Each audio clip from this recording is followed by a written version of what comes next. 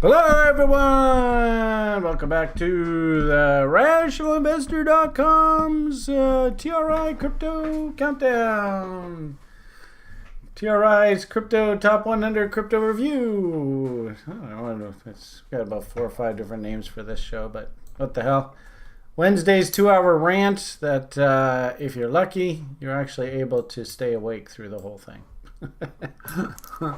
I've actually watched Ben fall asleep. He keeps his camera on. I've actually seen him fall asleep and I have to kick him. Just kidding. Actually, Ben, how are you this evening? Yeah, it's good. This is just a loop of me playing. Yeah, actually, you're one of those AI guys. That's what you are. And I tell you, I mean, you can't see him on camera, but if there was going to be like an AI guy, hi, I'm Ben here to help you today. It would you would be perfect. You got the $1 million smile. You got the whole thing. You don't have to do much for the hair. It's just that's easy for the algorithm. Keep it simple. All right. Well, anyway, how you doing this evening, sir? I'm doing great, thanks. Yeah, happy to be here. Awesome. Looks like Paul slept in today. Right. You never know with the trader. Either one of two things happened. Either he knocked the cover off the ball and he's like, I'm going and it's hookers and blow. And he's probably still partying. Or maybe he had to take a loss or two and he's kind of like, I'm just staying in bed today. Screw that Beamish guy. Who knows? Anyway, if we do have Paul join us later on, I think he's a very intelligent market participant and always fun to check in with his perspective on the market. And I'm trying. I really am. You know, Jojo told me that I got to learn to listen. I was, I guess 10 years ago now that she's told me that. I am trying. But I'll tell you, man, I sure love the sound of my own voice. So my apologies, Ben, if you only get 5 words in tonight. It's not intentional. It's just I have a bad habit of just verbal diarrhea. Anyway, here we are, back in the saddle. Kind of, I guess, because it is, if anything, I think this is what they call crypto winter to a certain degree, eh? I don't know whether you were around through the sort of 18-19 bear or really even the 15-16 or 14-15 bear.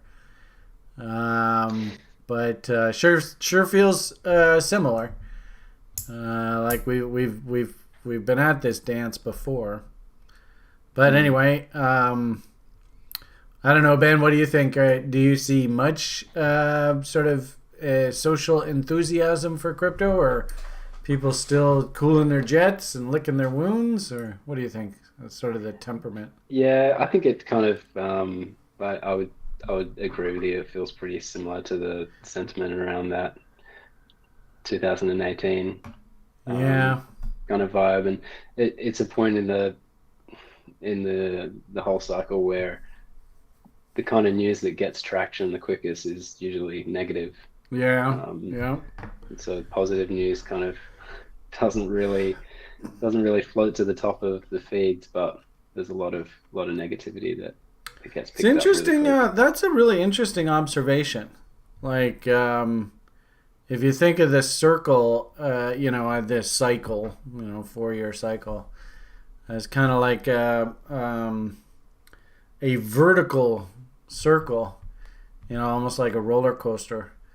There's parts of the circle and the cycle where it just seems like it's all up. It doesn't matter what negative you say. Nobody's going to listen to you. And it's only positive, only positive, only positive, to the point where of stupidity, really. It just gets absolutely absurd.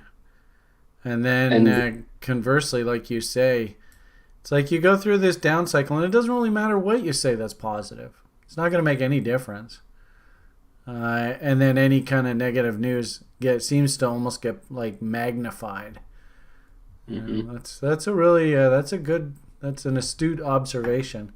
Because most people think that when you come to trading and you learn how to trade and investing and all that, that it's like at any given point in time, you should be able to go in there and just make money like it's just any other day of the week. And to a certain degree, I guess the day traders, they can live that kind of life. But for probably 80-90% of the market, there's an expression actually that goes, in bull markets, everyone makes money. In bear markets, no one makes money. Except maybe Stanley Druckenmiller. But even, did you watch Mr. Druckenmiller's interview the other day there? No, it's on my list. Yeah, Yeah, if you I, fancy I mean, yourself like an investor kind of person for the broader market, I think it's a good idea. I suppose if you're just like strictly crypto, you're probably best to just concentrate on what the heck's the next big project coming down the pike and what are the timelines. And my hunch is that those projects, their development, their inception and stuff will probably coincide with the next bull cycle. So, maybe get to know the stories now. I don't think 2023. If anything, I like the idea that 2022 is just a write off. And unfortunately, I don't think it gets better before the end of the year. I think it actually gets worse. But hopefully, we'll have a nice little rally here. 2023 should be a good basing year. So, if anything, I kind of like the idea, especially TRIers who are watching this, is, and maybe, I think maybe we'll volunteer Ben for the job because it seems like something he would volunteer for. You ready? Let's see what the hell comes out of Beamish's mouth. But we should, and Sharktoshi, if you're watching this later on, yeah, this will be right down your alley. We did have, in years gone by, I think we even had like a chat room on the site of projects that are coming down the pike that we probably ought to keep an eye on. And it might only be like maybe a half a dozen names. I know Colin and his crew and Andrew, although I have no idea. I don't know what they're doing now. I know Colin had a kid, but I get the impression almost everybody involved in this sort of what do you even call it? But remember Colin used to have his YouTube show and Hero Exchange. Did you ever watch those Hero shows? Labs. Yeah, I've got a couple of them. Yeah, so I would imagine a lot of those kind of things are pretty quieted down now. Are they? I don't know whether Colin's still pretty active or not. I know he just had a kid, but I would Yeah, imagine I haven't probably. checked in. Mm. Yeah, Anyway, I remember, on May 4th, right? May the 4th be with you, all that kind of stuff. There was a fun little cryptocurrency, Vader, it was all about sort of Star Wars and stuff.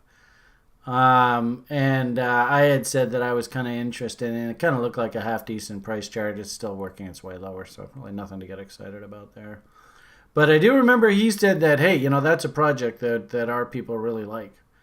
So, that's the kind of name that you should probably keep an eye on for this upcoming cycle, which it won't be that far away, right? In 6 months, we will be at the bottom. And then we probably spend a year, probably the better part of 2023, just bumping along the bottom. Nobody in the public is even the slightest bit interested in crypto anymore. But the names like Vader go and put in wicked bases. And then we always say, right, the longer the channel, the bigger the run. So ironically enough, if all of these altcoins and stuff could put in like a 1 year solid narrow sideways channel, and the public isn't even the slightest bit interested, well, that sets up a monstrous bull market down the road. So anyway, that's one that just came to mind. I know also too, Andrew was really jazzed about, I think it was called Sienna. Does that sound familiar to you? Sienna? Something like that? Anyway, I haven't checked in with those guys in a while. But anyway, the bottom line is, let's not lose. I mean, I'm ferociously day trading, trying to get sort of the cobwebs out of my old age. Trust me, lots of cobwebs. Holy moly! But working away on my sort of day trading acumen, and I actually really like how the site has a very robust day trading room right now. We got a couple really cool sort of moderators in the room that I think are solid guys. And every term, of course, we have a new whack of level 3ers that are like, hey, I want to learn how to day trade. Let's get to work. And we just had a new wave of intake into that room, so I'm super excited to see how people progress there. So that's how I'm actually spending a lot of my time in this quote unquote bear market.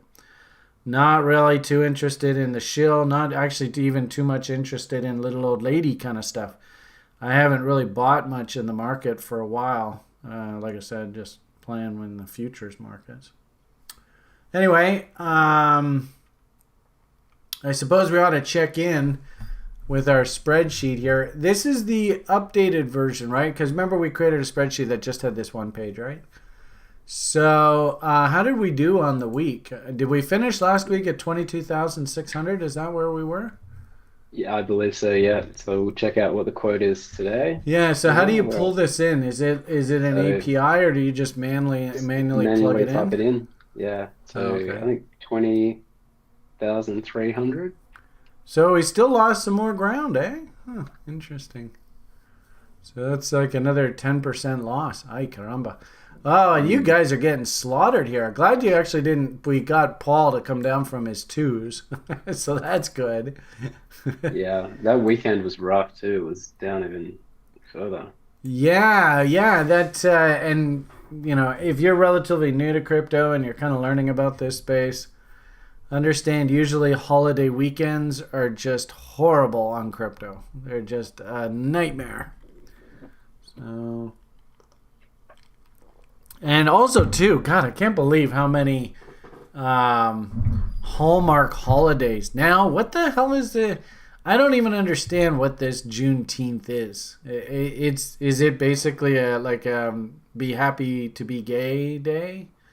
Or it's not even really gay. It's like just be happy that you have you're a house plant or whatever. It just doesn't matter. Or is that the holiday, or am I mistaken I about that? I think it's something to do with yeah, maybe it's more like the emancipation of enslaved African Oh, Americans. really? Oh, I didn't Yeah, know that. yeah, Oh, and so I think it's you're right in that you probably haven't heard of it. In that I think around like 2020, it kind of picked up a lot more traction. I think it has been ah. around for a while, but Yeah. it kind Okay, of that goes. makes sense. And I'm up here in the middle of nowhere in Canada.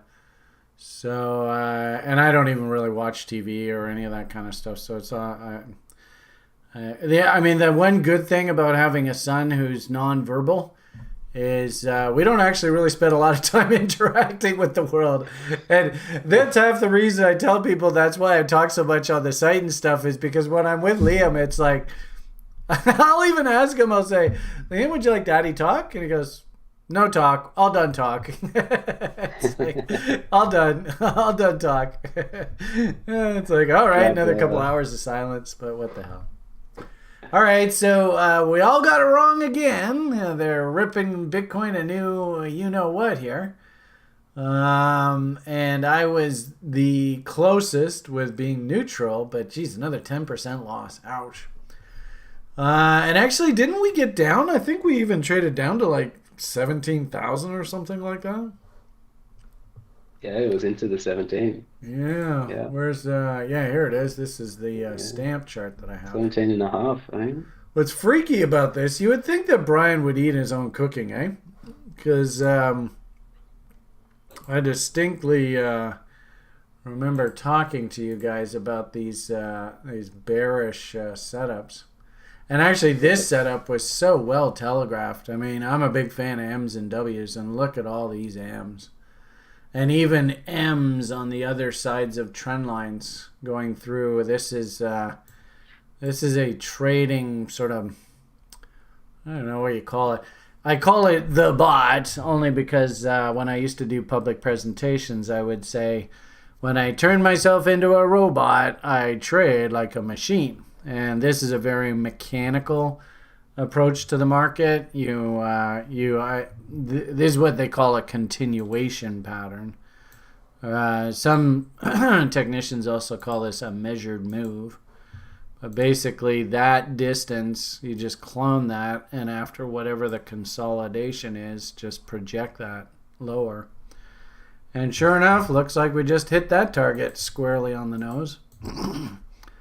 The actual trade setup is to look to get short at 25% of the anticipated range, and basically risking this part of the range, and basically saying, look, I'm going to short here, and I'm going to let all of these old highs, because keep in mind, each one of these highs, technically, on the site, I like to call it an institutional fingerprint.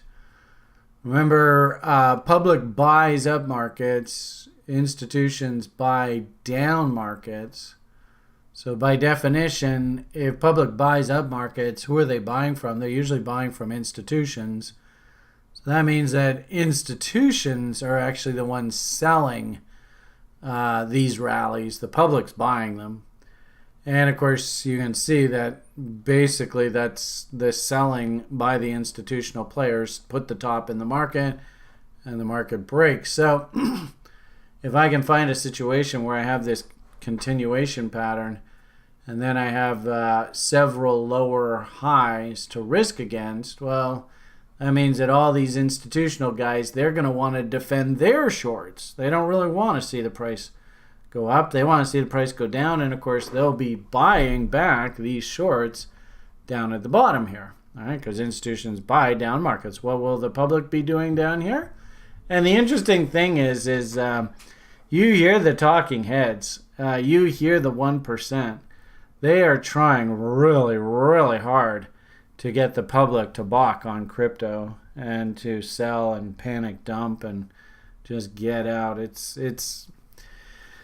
I suppose it's a function of the fact that the Soviet Union lost the Cold War and the American capitalist won the Cold War, which by definition means that all the people that we kind of hate in the world, the banksters, all those, Rothschilds, well, they won that big ideological war, so they're driving the bus. So if anything, we should expect more of this. And really, I might even argue, the insane volatility, the blatant corruptness. I mean, it's staggering on a monthly basis watching the options expiry and how blatantly corrupt the price action is around those options expiries.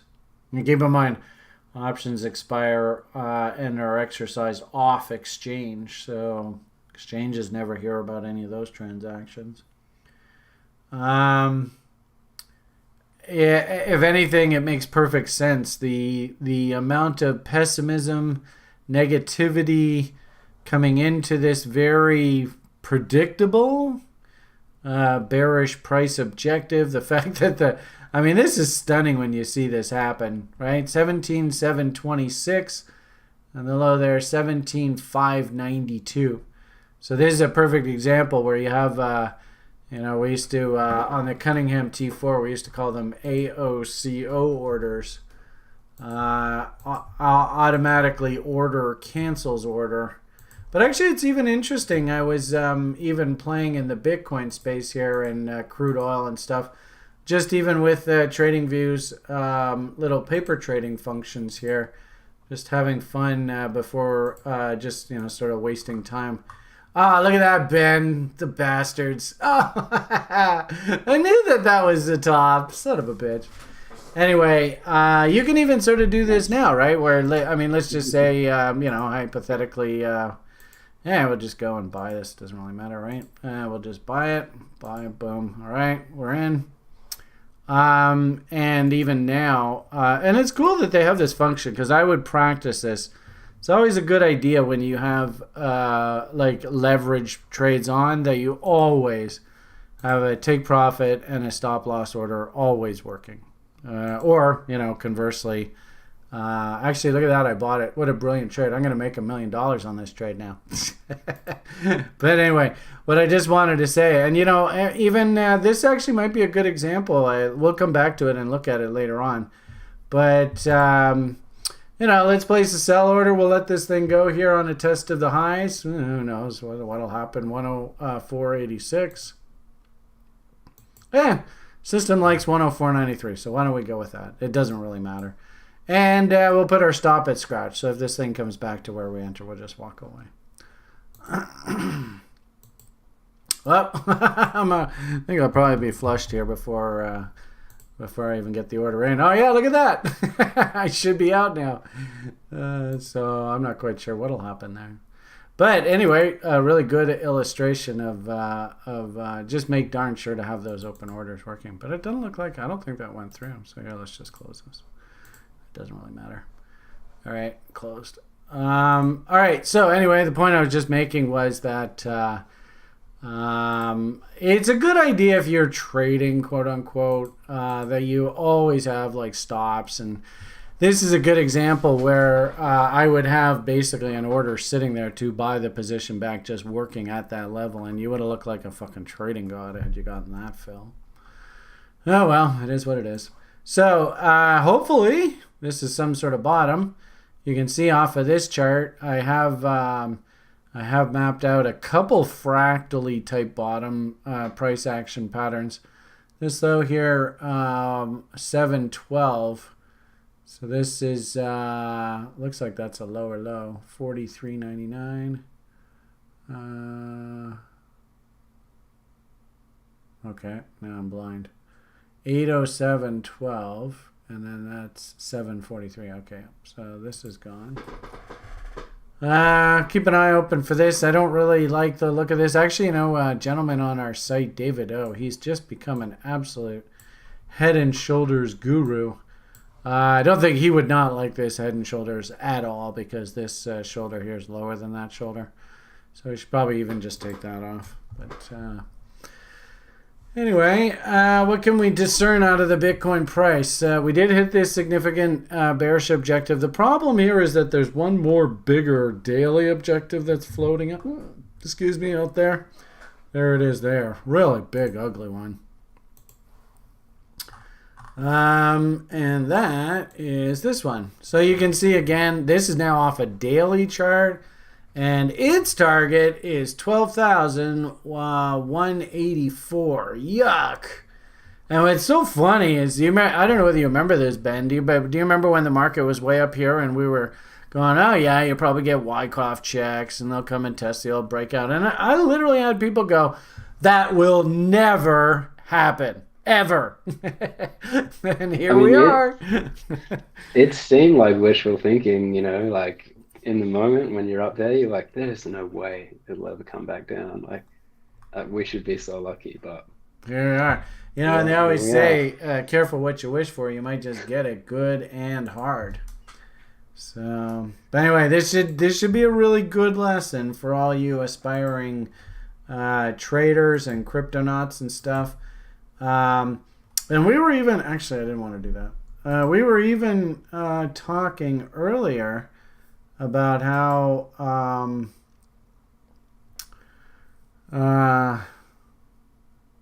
maybe it was somebody else I was talking to. I can't remember. But the sad part about it is the social influencers that went absolutely haywire up here, and all the technical indicators and stuff were starting to say, uh-oh, be careful. They even started to ignore that stuff. And then the dreaded line. Now you probably know it for the rest of your life, Ben. What's the dreaded line? If you ever hear this, you better run for the frickin' hills. this time it's different. What's that? Sorry? What? This time it's different. Yeah. I remember there was one gentleman, and nicest guy in the world. And a lot of those, the on-chain analysis guys, they were absolutely convinced that this time it was different. And then we find out, it's just good old capitalism.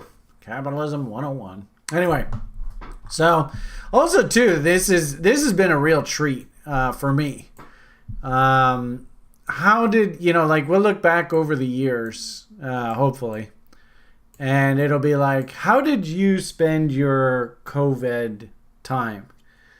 Did you sit at home playing video games like the 1% probably wanted you to do and didn't really learn anything? I know a lot of people, of course, took the time through this sickness to actually learn how to trade at TRI. I'm so happy for all of you. You used the time expeditiously.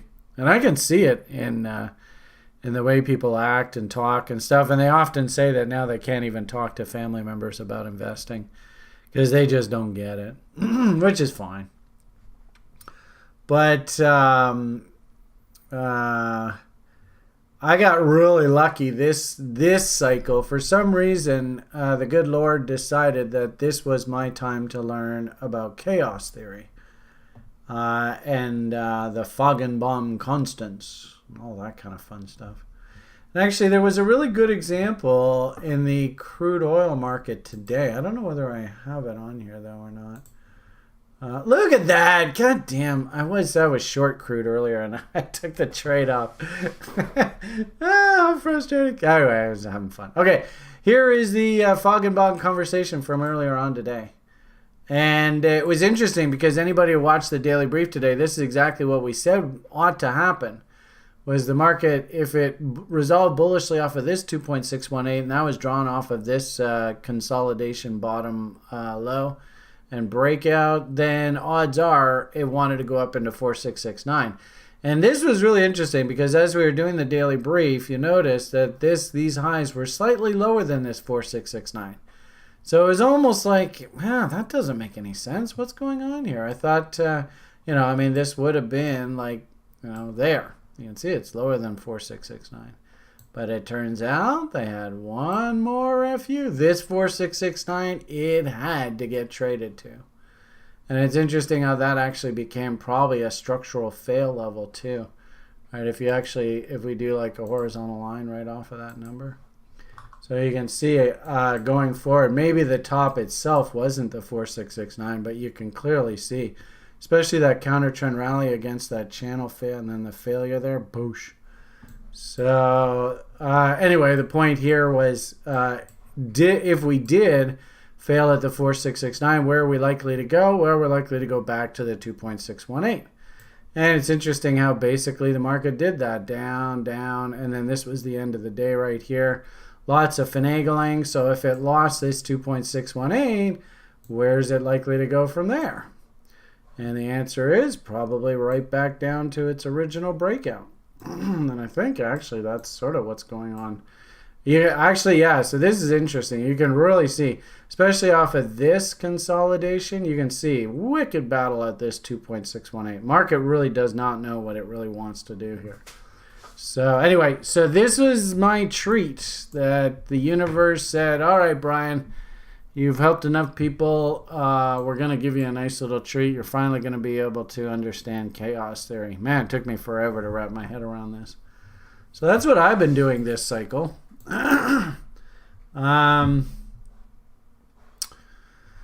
As for Bitcoin, going back there, I suppose one might argue if we do put in a bottom, knowing our Feigenbaums and all that kind of fun stuff now, still, I think the jury's still out whether this is actually a bottom yet or not. Right now, all I would say is, especially if you were in this higher time frame bot, you've had move stop to scratch, move stop to trailing, and there's your ultimate objective. That's off of this one. Boom, boom, there. So that means, if you did something like the 3 high-low method to trail stops, which is what I like to teach students at TRI to get into the habit of, is if anything, you should expect that level to be played with, taken out. And a lot of sort of new traders, they'll just quickly, if they're short, they'll just quickly move their stop below this most recent high. And 9 times out of 10, that level is going to get taken out. So 3 high-low method would just pretty much, ironically enough, even though, it's painful, but believe it or not, its stop would still be way up here. And that means that there could be a substantial counter trend rally through this window of sort of this July-August period, I wouldn't be surprised if Bitcoin sort of works its way up and does something like that. Now, if we start painting higher highs and higher lows, then obviously you can get out of shorts. But as it stands right now, if you got just sort of like a one-day spike, you might find that actually the market just continues its way down if you get one of these like violent spike back moves. So I could see something like that. And interestingly enough, depending on where the heck it comes in, if let's assume that these are the lows. I don't think they are, but let's assume that they are. Then I draw my Foggenbaum going back up, and I would go chaos theory and 2.618. That would be sort of my knee-jerk expectation for a dead cat bounce. And the interesting thing about that is, David O probably wouldn't like this as an inverted head and shoulders. And I can't really speak for him. I'm just sort of, talking out my butt. But if this was an inverted head and shoulders, the way that I would interpret this is I would go boobity boo. You want like sort of a 90-degree angle on your line back to the neckline for the measured move. So something like that looks pretty good. And then wherever the breakout is, we're just going to project that range. So something like that. And maybe it even does that right there. And that would take us into that 2.618. And we find that turns into some serious traffic. I could see that.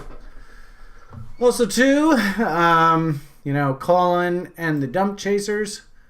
I guess actually he used to be like pump chasers when crypto was a bull. Now, because we're working our way down, pump chasers turn into dump chasers, and you can do basically the same principle, just going the other direction.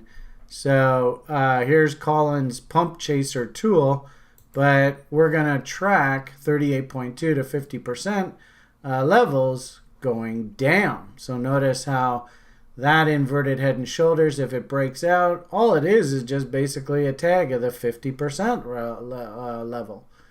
And probably what ends up happening is there's probably a lot of people that, this is kind of funny because it's such a huge tail, but there's probably a lot of people that sort of look at this and went, okay, well, there's your failure. So that means if I want to short, I probably want to get short from somewhere like that level, right? The break of that low. All right, now hopefully what you see is, Ben, what do I like to call this? When I get that level, I got that level, I got the head and shoulders objective level. Oh, look at that on the profile. I have what I call a muoc. Actually, you're doing the level 2 program, right? Yes. So yeah, I learned about the muoc today. You see the muoc? Yep. I think that's the module that you're doing right now, right? Is volume profile, right? Mm-hmm. Yeah, okay. So there's a perfect working example. So I'll let Ben actually say something here. What does Brian like to call this? Where I have horizontal support and resistance, got 50% roll, I've got a head and shoulders objective, I've got a muoc all right off of this 25,000. What do we call that? Confluence. All right. Well done. There you go. Hey, there you go. Sonori says he took level 1 during COVID. Well, what the hell, man? Hopefully that... the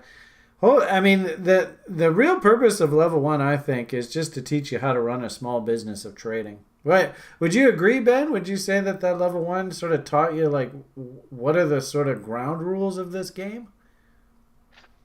Yeah, absolutely. And also like an approach to be able to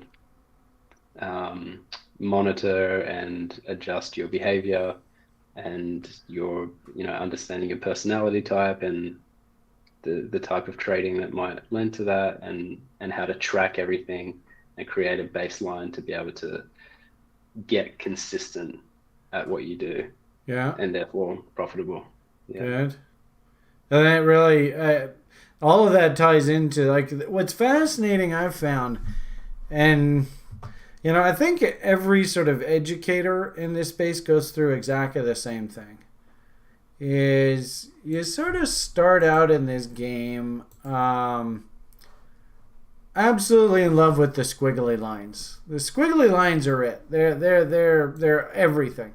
And what I find fascinating with a lot of new guys that are YouTubers and stuff like that, they start with the squiggly lines. And you can usually tell them they have some sort of indicator that they think, that it walks on water, the holy grail, the whole damn thing. And then what I found, and the interesting thing is I used to work with a guy out of New York, Ray Burchett, and this guy, of course, was a professional. Like professional fund traders would be sent to him to learn how to trade, and he didn't talk any squiggly lines, not a single fucking squiggly line in his whole course, and he charged something like fucking like $10,000 10 years ago. For the privilege of not seeing one damn squiggly line, bastard. Why? Well, it turns out, and actually, like I said, I think I've gone through this process over the past few years, watching both myself and watching students and stuff. I mean, it turns out that there are so many ways to get this wrong. And the irony of it all is that the squiggly lines are not the really important thing. The squiggly lines they're kind of like, ironically enough, they're actually the fun part of all this running this crazy business. Like Ben said, just doing a personality test to figure out what type of person are you? Is trading even a good idea for a person like you? But that doesn't have anything to do with squiggly lines. And then, you get to the point where you're like, okay, yes, trading is for me. I love trading. I am a trader, whether I'm suited for it or not. Well, there's so many different ways to get this thing wrong. That interesting enough, I was expecting Ben just to say, yeah, it helps run it teaches you how to run a small. But actually, Ben went into probably more important, right? It teaches you self-management, self-discipline, acknowledging that you suck. Trust me, it's tough to actually get to the point where you go, you know what, I'm not very good at this at all. Most people will pretend that they're really good at it. Yeah, there you go. So, Josh down there in Southern California, I think he's a very, very good person to ask. And I think he's become an excellent part of our education program. Are you saying squiggly lines as in general TA? Yeah, I mean, ironically enough, anything about a price chart. What's more important in this game is you have to define what it is that's actually going to get you to act before you ever think about putting on a trade. And sadly, a lot of people that come to this, they don't even know what they're supposed to be looking for to justify actually putting on a trade.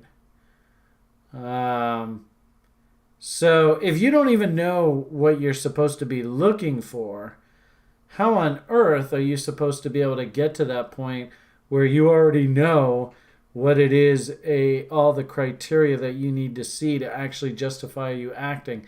And you have to get to that point before you can actually act comfortably in the market and enter and exit and understand what it is you're seeing. And the funny thing is as Joshua mentioned there, I don't really care what it is that gets you to act. I used to tell my clients, and it never went over very well. The guys, and this is the sad part about the brokerage industry, and it's just like the fucking real estate industry. It's just like any kind of sales job. If you're like Mr. Popular and you can, got the gift of the gab and you know the right lines to say and you're politically correct. And I used to know another broker guy of mine that, you know what he would do? This is a fantastic analogy of the broker's life. It's You know what he studied? And he literally did this. He would sit in the bullpen and study joke books. So he always was quick with the one-liners. And like literally people would walk up and he would practice telling them jokes. Because he knew how this human being game works. I mean, the sad part about it is there's a lot of people in this world that told me I'm an idiot for going and actually talking and interacting with the public and trying to do what I'm doing. It's a total waste of my time. If most of the public is going to lose money at this game, just get used to it. How many people have lost money in Bitcoin over the past year or two? I mean, come on. How many people lost money in all that DeFi nonsense? I mean, come on. No bullshit. So the iron, like, and you guys have seen the most of you, Ben, have you? I don't know. The Wolf of Wall Street, the famous scene with the broker dude in the restaurant and keep bringing me martinis until I pass out. You know, and how did he deal with the stress of the job? I don't know. Did you ever see the Wolf of Wall Street? I think that's the name of the movie. I think it was. I haven't seen it. I gotta get into it. Anyway, Matthew McConaughey, right? He plays a gnarly old broker dude. Of course, he's a typical broker. And he would say, it's the brokerage industry is the game where if the client wins, you're just setting them up for the next investment. And then the next investment. And then the next investment. You always roll them into the next investment, the next idea. And it's a sales pitch. And, you know, brokers can make a lot of money on B warrants and commissions and, you know, kickbacks and MERs and stuff on their broker book. I mean, they're just glorified salesmen. To be an actual good trader, that means that we're actually talking to the 5% of the world. Not the 95%. I mean, just think of it if you're like a car salesman. And you've got a car that 95% of the world is buying. And they want it. Then you've got this car that only 5% of the market really wants. Who's going to sell more cars? Pretty straightforward. So, in a weird sort of way, I'm not even quite sure why I'm doing what I'm doing. It's interesting, I've told everybody, you know, these shows, the website, the whole thing. I'm on some crazy-ass fucking mission from JoJo. So take advantage of it while I'm here. You're not going to find many other people, probably. I don't know anyone out on the fucking net who talks to you and tries to teach you what does that 5%, what does their life look like? If you do understand what their life looks like, and a lot of people are very grateful. I change people's lives if you do what I ask. Actually, I think Paul just joined us. Obviously... well, not obviously, but anyway, how are you tonight, Paul? Good morning. Good morning. It's really morning for me. So Yeah, he's a little bit early for Paul. If Paul wants to join a little late, no big deal. But anyway, I think Paul's probably a really good example where before you knew me, Paul, did you understand this investing game and all the ways you could screw this up? No. No. And now that you've known me, do you think you can run a small business of trading effectively? Yeah, definitely, yeah. Yeah. Every damn week I'm making money from trading. So, you know, and there's the irony of it all, is that a guy who's actually pretty good at trading, it's sort of like, nah, you know, so what? It's just another trade. So, great to have you with us here this evening, sir. Great to be here. Actually, somebody was even asking about your Discord group recently, so it sounds to me like you're getting some good traction there. Good luck. Yeah, with, yeah. all of that. Nice. So specifically to answer that person's point, when you say squiggly lines, I think at any given point in time, it's a good idea to have sort of a market outlook. There's a lot of people in this world that just use fundamental analysis. They don't even like looking at price charts. Hell, my wife, whenever I talk numbers with her, she hated it. She absolutely. I used to be like, "Hey, honey, look at the chart. Look at what I've been doing," and she's like, "No, not interested." Now, I mean, she was really, really good because she was totally hip to all the fashion. And so I would ask her regularly, because, broker running a book of business, I have a whole bunch of lady clients who, what's hot and what are they going to like? I'd ask JoJo, I'd just say, make me a list of the things that you like, makeup that you like, art, music artists and stuff that are really hot and all that kind of stuff. God bless your soul, JoJo. I miss you dearly. So, everybody has their own point, and the funny thing is you could probably build an investment plan around just simply a survey of what are the teenage girls buying, what's the hot makeup, what's the hot music, what's the hot purse, what's the hot hair style, what's the hot sweater, jeans, whatever. You could build a plan around that. The key, of course, to making money at this game and sustainability over time is that you build a model that you vetted, that you know that is going to produce desirable results, and then you just get in there when the criteria presents itself, you act. And that's where most people fail at this game. Because number one, people don't really teach anywhere specifically that process of acting. In fact, it's really interesting commentary. Joshua, you see the Joshua McGowan there over on the YouTube page.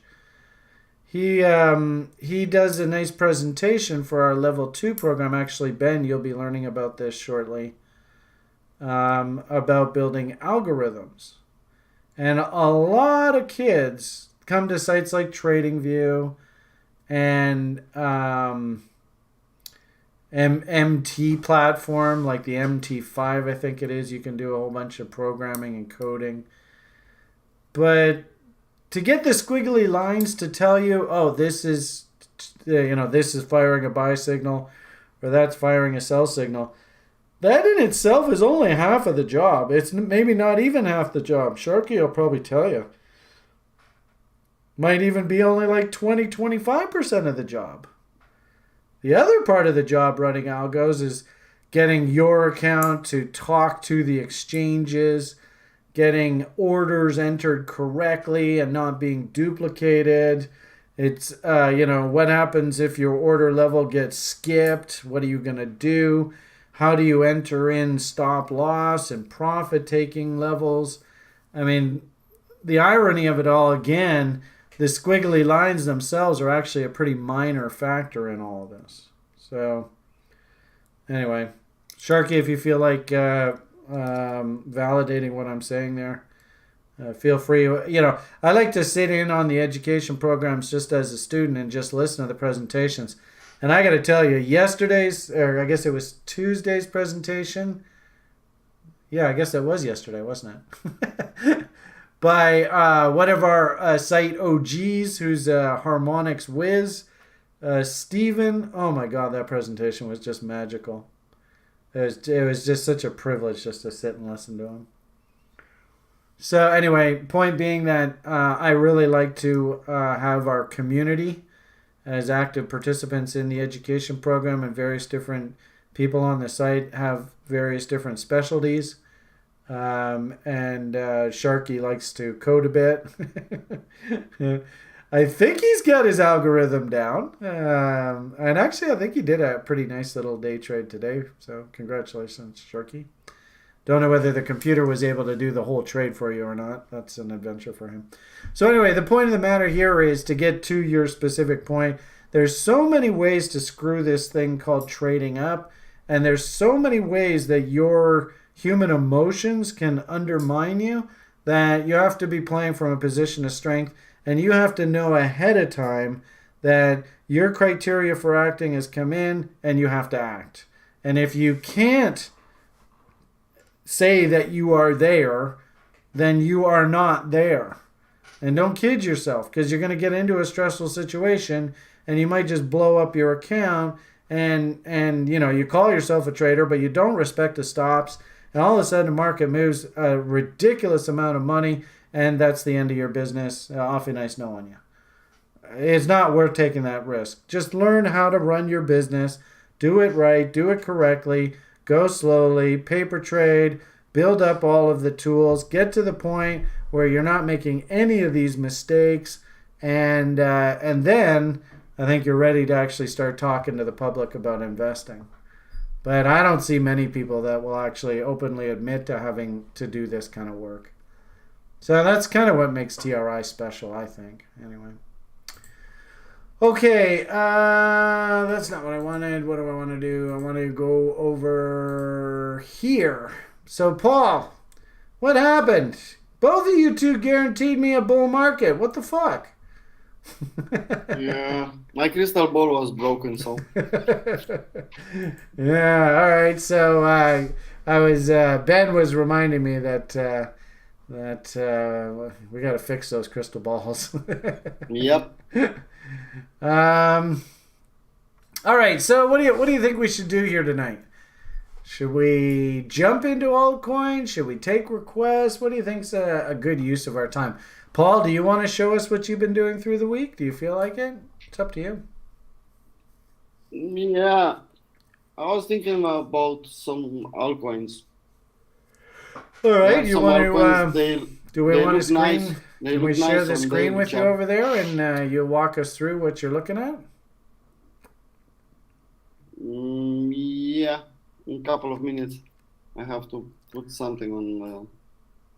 All right. So I have to while show. Paul is getting ready, maybe what we'll do is just a quick overview. And what do you think, Ben? I didn't hear your input. What do you think we should do tonight?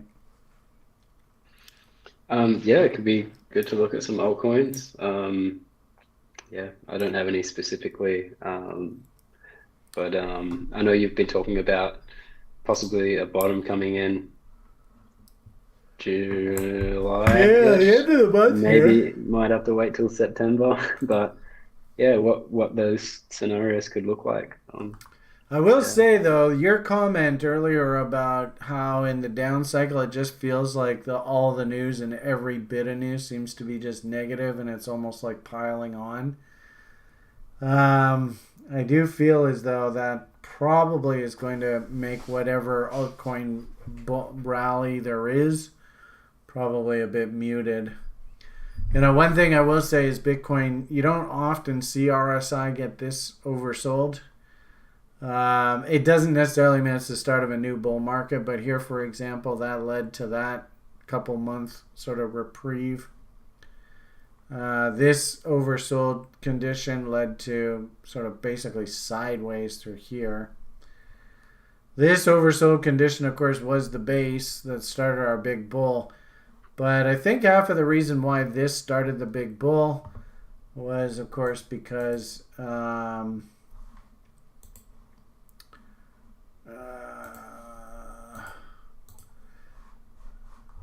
had the halvening event.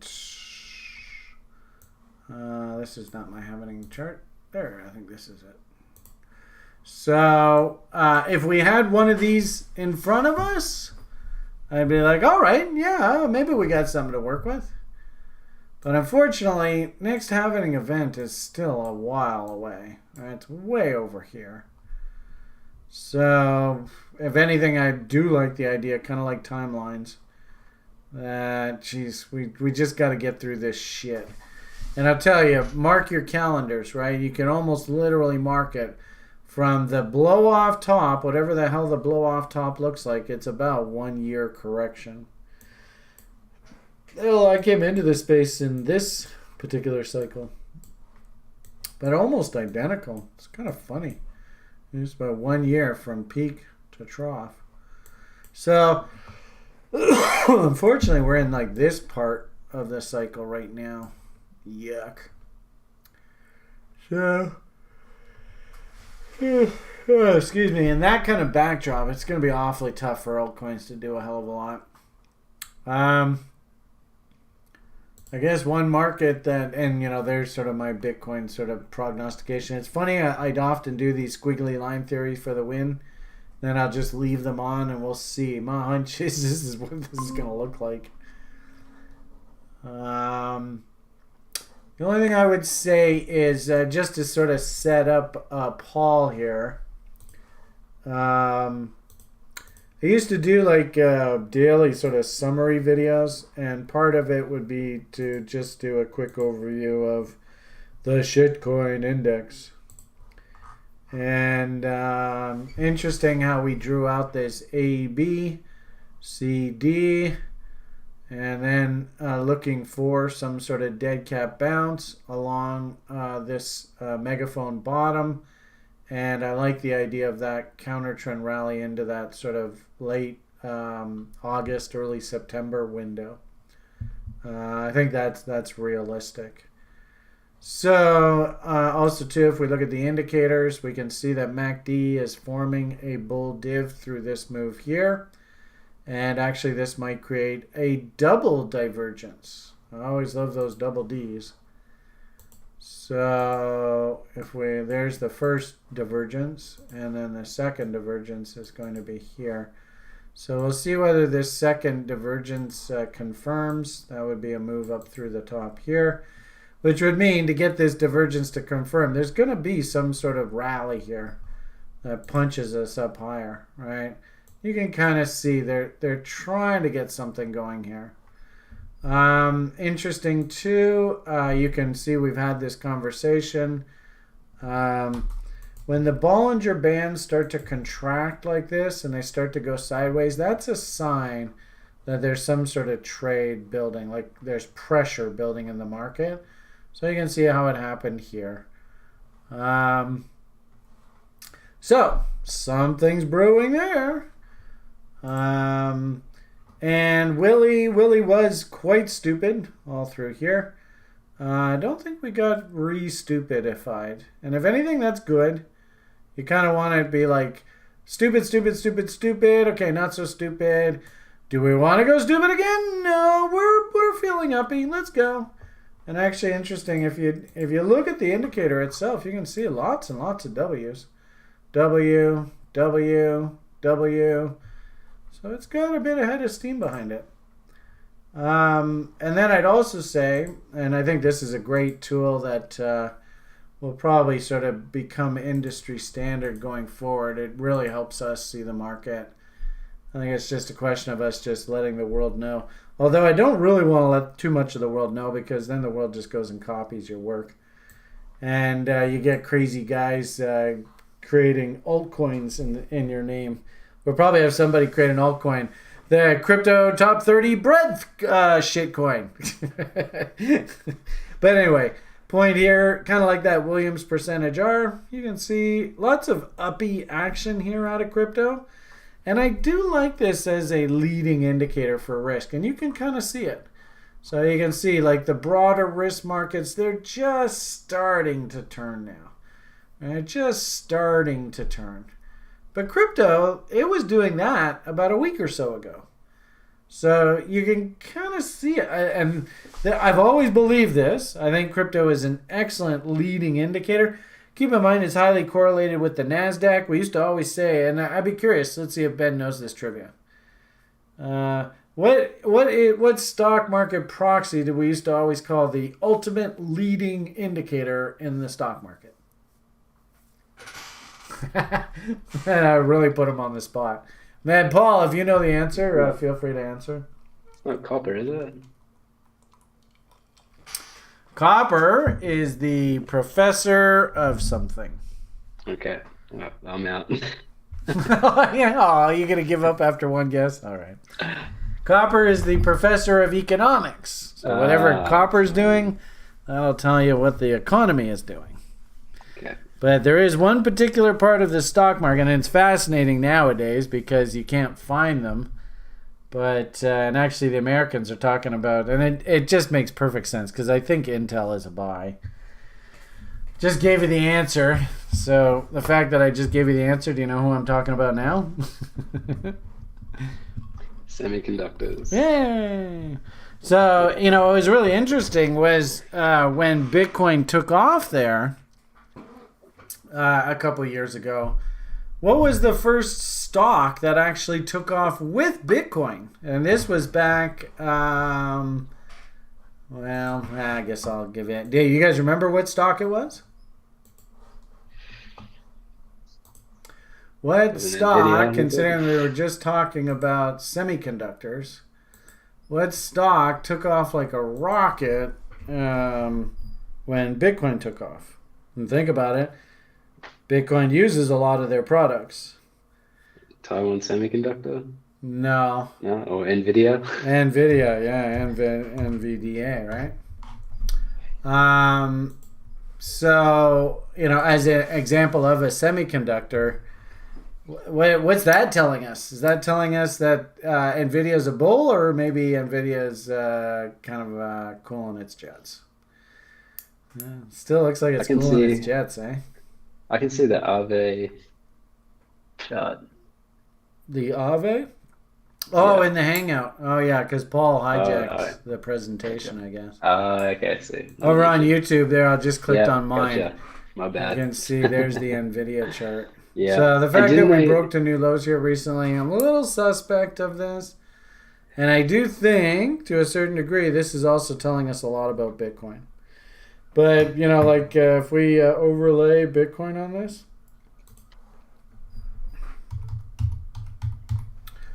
I guess we can just do stamps. And I remember in the So- State of the Union there was a big Intel investment.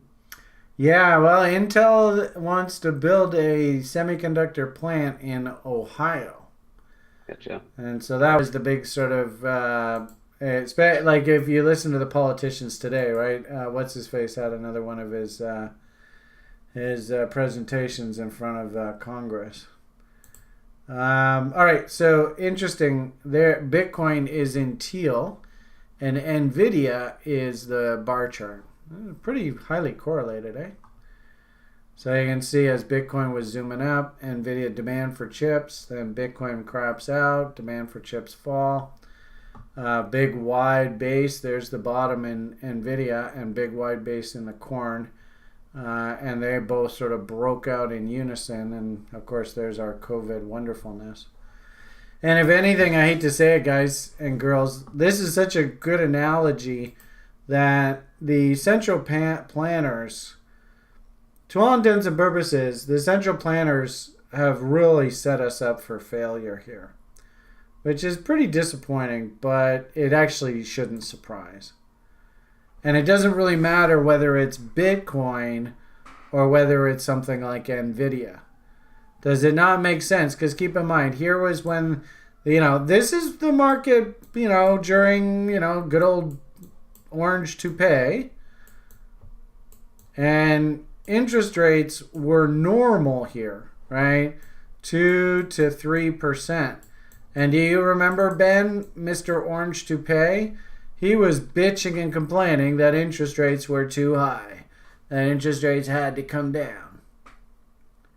Do you remember that? Maybe you do, maybe you don't. Anyway, this was the COVID wonderfulness. And of course, this is the moment the Fed took interest rates to 0. And look at what happened when they took interest rates to 0. This is the effect of basically making money not cost anything. And the worst part about this, of course, is that, the stupid fucking socialists, woke and all that nonsense. I don't know whether woke is the right reference, though. But especially the socialists, they start saying, well, money doesn't cost anything. We can spend money indefinitely. And then you have like idiot substitute drama teachers like my country's leader, who doesn't understand economics at all, and puts a girl in charge of our finance department that doesn't understand economics at all. Hey, the reason why Canada housing prices are doubling is because Canada is so popular. Come on. It's because they took interest rates to 0, and then at the same time, the Americans, bless their hearts, and the same thing with Canada, although my leader He didn't even ask for permission. He just did it because the guy is so arrogant. He figures that, he's the boss, even though he never got a majority election win in our country. A minority of people voted for him in my country, and yet the guy's acting like he's like a totalitarian dictator. It's shocking. Anyway, point of the matter here is this was a trap. And I would not be surprised that if the Fed, wanting to get some sort of credibility back in the marketplace, because keep in mind, anybody who actually understands markets understands this image, and they understand that the Fed right now has very little credibility in the marketplace. This is actually the market's interest rate. This is the Fed up here. This is the Fed spread, this teal line. If it is above 1.0, it means that the Fed has lost control of the yield curve. They're supposed to be setting short-term interest rates. The market has said, fuck you, Fed, you're idiots. You're destroying your country. This is what we're going to actually charge as interest rates, and we don't even really care what rate you're charging. That's a dangerous, dangerous precedent that's being set here.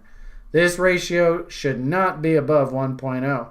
And, just a historical comparison, when this ratio goes above 1.0, oh, by the way, you see 1.0, look at the crisis, this thing just keeps going higher. Oh, wasn't there some sort of financial crisis or something around 2008? I don't know. Does that sound at all familiar? So this thing trending higher, that's not a good sign, people. That's a really bad sign.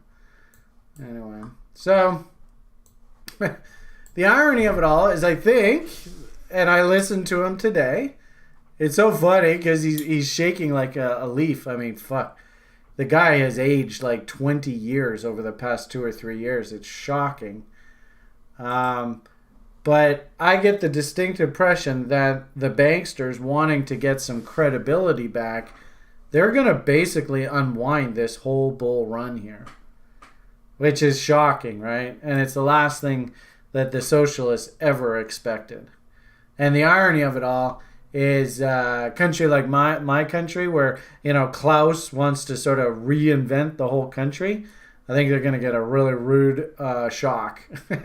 I wouldn't even be surprised if Canadian housing, the real estate market falls by 50% here. It wouldn't. There could be absolute chaos here in this country. And I mean, it's terrible. Oh, okay, well, I won't go on about that. Anyway, the point of the matter here is I think that's an important image. And I think it's not just crypto. And I think a lot of people, especially if you listen to the media, you listen to the talking heads, they're shitting on crypto, they're shitting on this space, but it's not just crypto. It's the whole damn market that's doing this. It's just the media and the 1% that need a scapegoat. They're trying to focus the public's attention on crypto. And I think that's not really fair. The irony of all of this, and this is the irony of all of this, is that all they're doing, people, right now, is they're trying to talk the market down into buying levels. Remember, institutions buy down markets. Institutions buy your panic sell orders. They're not going to buy. Maybe they want to load up on Bitcoins, but at 50, 60,000, the only people in this world that are buying Bitcoins are that Michael Saylor idiot and fucking Musk. What the hell? Is Elon Musk this stupid? Did he just go and blow like $2 or $3 billion on Bitcoins? I mean, don't get me started on Doge. I mean, what an embarrassment. Who does buy down markets? Is there, and this is, like I said, the sneaky sort of agenda of the capitalist world we live in, is they're jacking up the bear narrative now and really freaking out people as they're doing nothing more than bringing Bitcoin back down to value. And I will tell you unequivocally, and then I'll let Paul take over here. The one thing I heard today from Jerome Powell was, I don't have a problem with Bitcoin. I did not hear him for one moment say anything negative about Bitcoin or quote unquote cryptocurrencies.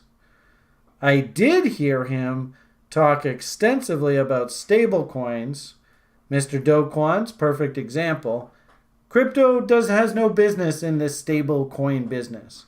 And if you do want to get into the stablecoin business, then you have to act like a money market mutual fund.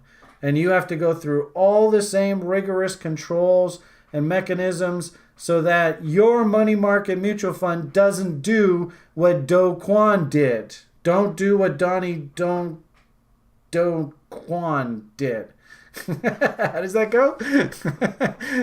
Something like that. Don't do what Donnie Don't does, right? But I think we can make one. Don't do what Donnie Do Kwon did, doofus. And I mean, hell, a lot of people got really, really hurt by that. I mean, I hope the crypto universe really learned a hard, hard lesson. If that guy had gone to the Americans, and see, this is why I think CZ is so fucking smart, is that I know for certain CZ has gone to all these regulators and said, hey, let's talk. Okay, what do you want? Okay, let's do it. And he just did it. I mean, hell, he made peace with the Canadian regulators. I thought the Canadian regulators were going to tell fucking Binance to go screw themselves. But he's made peace with the Canadian regulators, and they're tough cookies because they're insanely controlling. So, and Trex could not make peace with the Canadian regulators, and so now all Canadians are being politely booted off at Trex. So, anyway, the irony of all of this is I actually think that Bitcoin now, anywhere in this area, green boxes, you want to put yourself on a dollar cost averaging, little old lady risk management plan, planting flowers, whatever we want to call it. I think actually that's perfectly fine now. You never want to go bet the farm, right? You want to keep the bets relatively small, but if you want to start accumulating the corn down here, and I would imagine a lot of these altcoins that you actually believe are actually going to be around 5 years from now, you want to start accumulating them, I don't think that's a bad idea. But understand, of course, if you're playing in the DeFi space and you're playing with the big boys and you have aspirations like running stable coins, you're basically painting a big target on your back. So, okay, Paul, I see you've got your screen all ready to go. Why don't we pop on over to your screen share? So I see, looks like you're presenting now. I will put the text away. And then let's put, change layout, spotlight. And then go, I'll minimize Sassy. And then go over here. I can jump through hurdles like the best of them. And then we'll go full screen. All right, sir, you've got the floor. Tell us what's on your mind tonight. Yeah, just a couple of ideas for this week.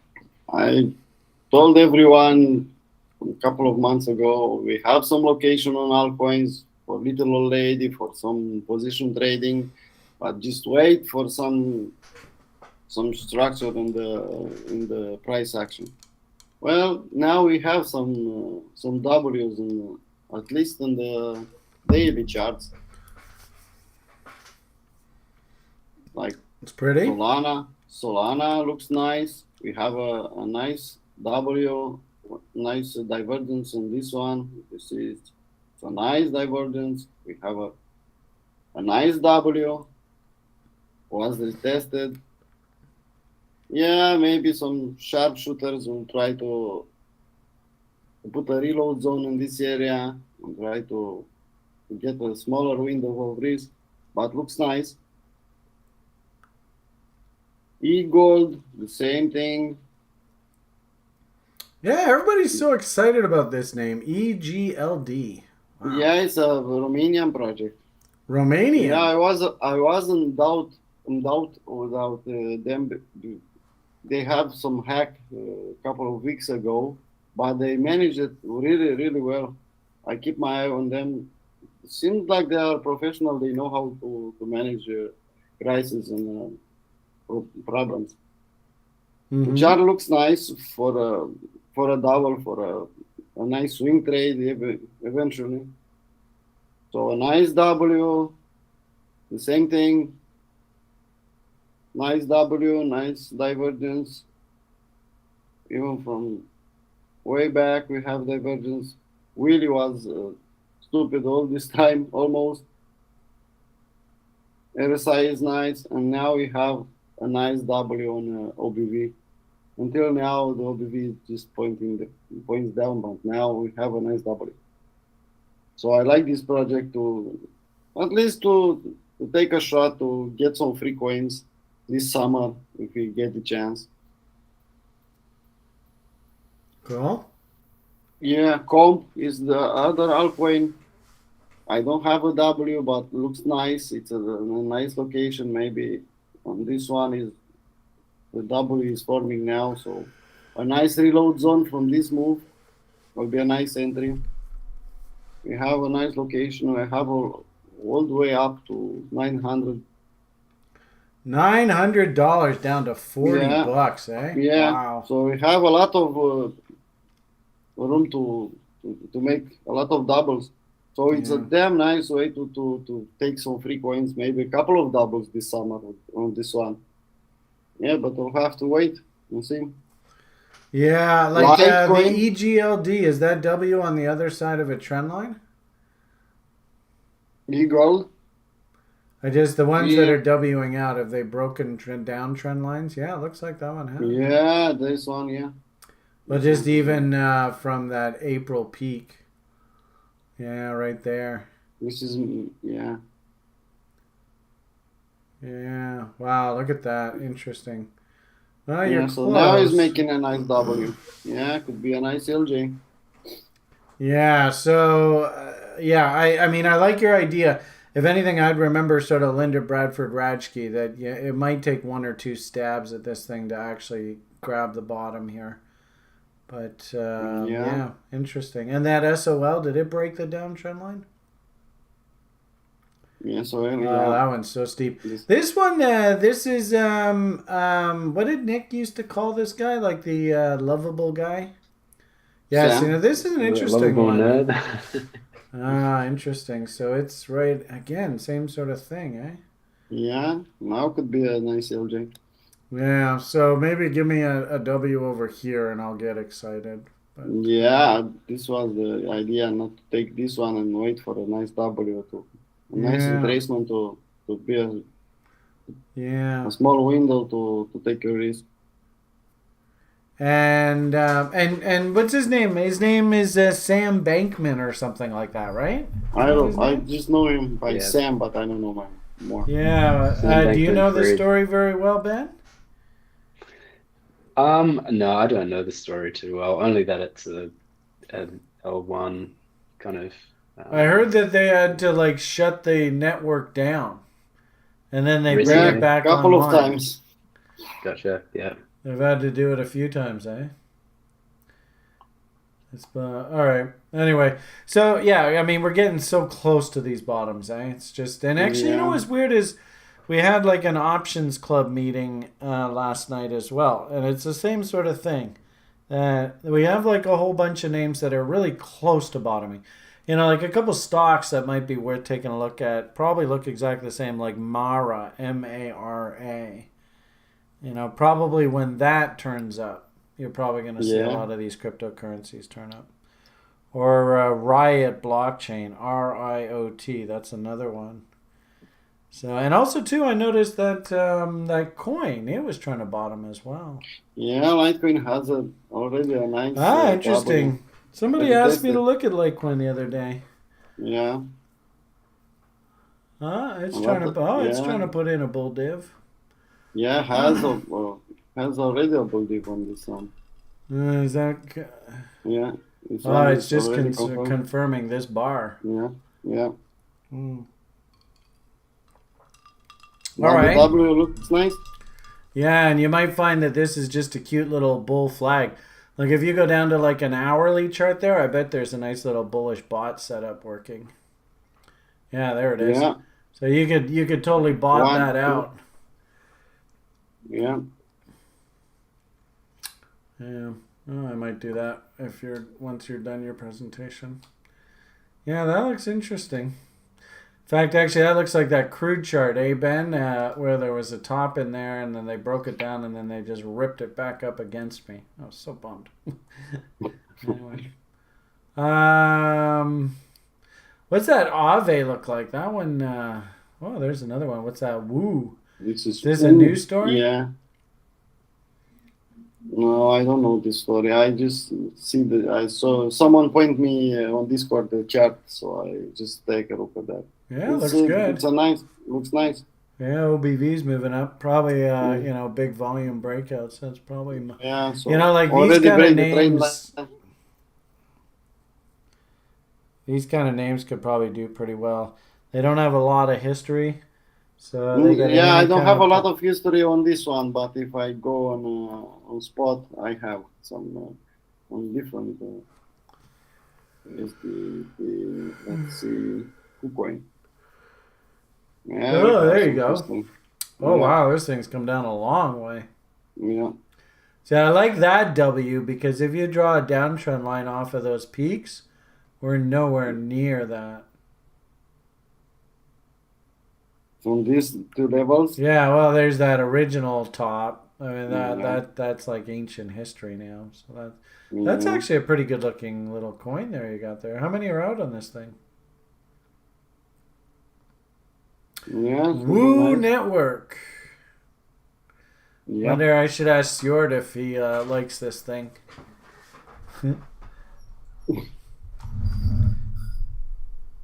I'm gonna take a screenshot of that. That one looks interesting. Where is Stewart? Let's I'll even ask him. Hey, you know this name? Pick some up, maybe. Yeah, that's cool. That's interesting. Ave, yeah. What's Ave doing? Oh, now there's an interesting looking bottom. it's on. Jeez, that's It's another on 1 hour bot. chart. Look at that. That's a Yeah, pretty bot. yeah. There you go. You could even front run that bot. I did that. Oh, you bastard. There you go. I did that with the ALJ. I took the first W. Excellent. Nicely done. That's a Yeah, pretty looking chart. yeah. What's the name of the network is it Cosmos? That like Luna was built on? What was the name of that network that I don't know. I'm just a Yeah, stupid day trader. that's Cosmos Atom. Yeah, Adam? didn't know. Yeah, what's so what does that look like? ATOM? Is that the symbol? Yeah, I don't know if I have it, but I'll search it. Just- And actually a lot of people were asking about Link recently too, eh? Yeah, it's looking nice. Link. Yeah, look at that. That Yeah, actually looks like it's in a bull market. What the hell? yeah, but it's on our chart. Let's go on one day. Let's see. Uh, Yeah, no, not yet. I don't have a W on it yet on Yeah. this one. Interesting. All right. Well, it's still maybe it's still smarting over the Luna stuff. Yeah. Hey, what's Doge look like? Because Doge Doge took a looks real nice, punch in the damn nose, nice. right? Doge looks very nice. Is interesting as Doge in divergence? It must be in Yeah, divergence now. yeah. Yeah. Maybe makes a nice inverse head and shoulders with this one on this move. Yeah, Huh. Yeah. Yeah. would be a nice. Be interesting. As Probably Musk himself is in there buying it. Mind you, I heard that there's some sort of crazy lawsuit that's floating out there about all this stuff. So I don't know. Yeah, from last week I heard some news about that. Whoops! I gotta get rid of this on the screen. I didn't realize that was on there. Sorry, everybody. All right. Seems Well, like thank you, Paul. That was fun. You got any? Oh, geez, should we go in and buy our Decentraland coins? Geez, that looks like yeah, that's a sand reload looks zone, eh? nice. I have sand looks nice. That mana there, that mana, I Um, think Oh, interesting. I took on a smaller time frame. I took these railroad tracks. Yeah. And, Tweezer's bottom. yeah, That's cute. yeah, but it's on a smaller time frame. Ah, Yeah, that's it's the a true. inverse head and shoulders right here. Oh. And I took this one and just ride it up how much I can. I'll close half of my position at 2 to 1 and just ride the rest. That'd be good. Keep your Yeah. fingers crossed. And the rest of the time, I just do day trading with other guys from Discord. What's the Alice one? That thing seems to be popping nicely, up 12%. Yeah, he has a pump. Oh, hello. This hour, yeah. Actually, I think that's a Head and Shoulders that David O would really like. Yeah, That this looks one. like Adam and an Eve. Yeah. Yeah, that's kind of cute. Yeah. What does the daily chart look like on that thing? Daily chart is looking. So, isn't that acceptable, interesting? but There must be some sort of fundamental story going on here. So the same thing, but if we go online chart, it's not so nice W. But so if we go, it's trying to do something, but this leg is lower than this one on line chart. Yeah, it'd be like a Head and Shoulders. Yeah, so That's maybe interesting. another. Somebody over there wants us to look at Hex, Hex. Good Hex. old Richard Hart. Yeah. I think actually this scored pretty well because we have a scoring filter on the site, and there's a lot of these names that are right down at the bottom end of their range. Yeah, this looks like almost all the other shit coins. Yeah. Looks like there's a big gap up there at about 13 cents. So, geez, that's a triple. It's on Poloniex, so. Yeah. Well, I mean, also too, a horizontal support and resistance, you can see at 10 cents there. So probably, if you want to look at on Binance, you probably see the same thing. Although maybe I don't think he's on Binance, so Hex. I did hear somebody say that the Binance Smart Chain is just a staggering amount of corruption on it. So I wonder if that leads to probably trouble. Yeah, so is he doing all his work on DeFi? Is that what happens now? No, the Hex. Doesn't look like a screaming buy, but it definitely looks cheap. Yeah. I think I picked some up a month or two ago on this thing. I seem to recall. Yeah, I probably bought that lost W. So I'm underwater. This one. No, back there in April. I think that's, I see the end of April. So I Nanny nibbled in on that W this over one? there. Yeah, but it was one low too early. Yeah. So, if anything, that's a really good illustration of what crypto can do for you guys. So just understand, you might have absolutely pristine setup, but the broader crypto market just isn't ready to bottom, and the market just blows right through your lows. So just understand it is part of the game. If you took some sizable risk on that kind of W there from April, then you had to walk away when that floor fell out, and you can see the aftermath after that. Yeah, it's a lot of... So, if you're a nanny nibble, little old lady, planting flowers, all that kind of talk, I don't think... if you zoom out on a weekly chart, this thing has come down a long way. I wouldn't be surprised, actually, if we fill in. Yeah, now we have location. Yeah. So, Nanny Nibbles, I have no problem whatsoever just putting yourself on a dollar cost averaging plan and just slowly accumulating. Nothing wrong with that at all. Yeah. Is this a bull market here? I don't know. That's a tough one. Somebody says lots of inverses, head and shoulders in these cryptos. Yeah, I think so. You can just see it right across the board. And also, too, just the simple fact that everybody and their brother is now turned bearish in the public, and you listen to the public, they're just horrifically bearish. That's probably one sign that we're probably a little too overdone. That's kind of cool. All right. Well, thank you for that look into your world. Do do do do do do do do. Yeah, Paul's I world. was just putting together two indicators on TradingView. All right. Uh, P cycle top and P cycle bottom. And just put them together and look what the results are on these two indicators put together. Don't take too seriously the buy signals and the sell signals, because I was joking with some guys when I made the indicator, when I put it together. But seems like we are in a nice period to accumulate. Before the buy signal, we have on 1 week up. If you see here, the same thing in 2018, 1 week up, and then the signal.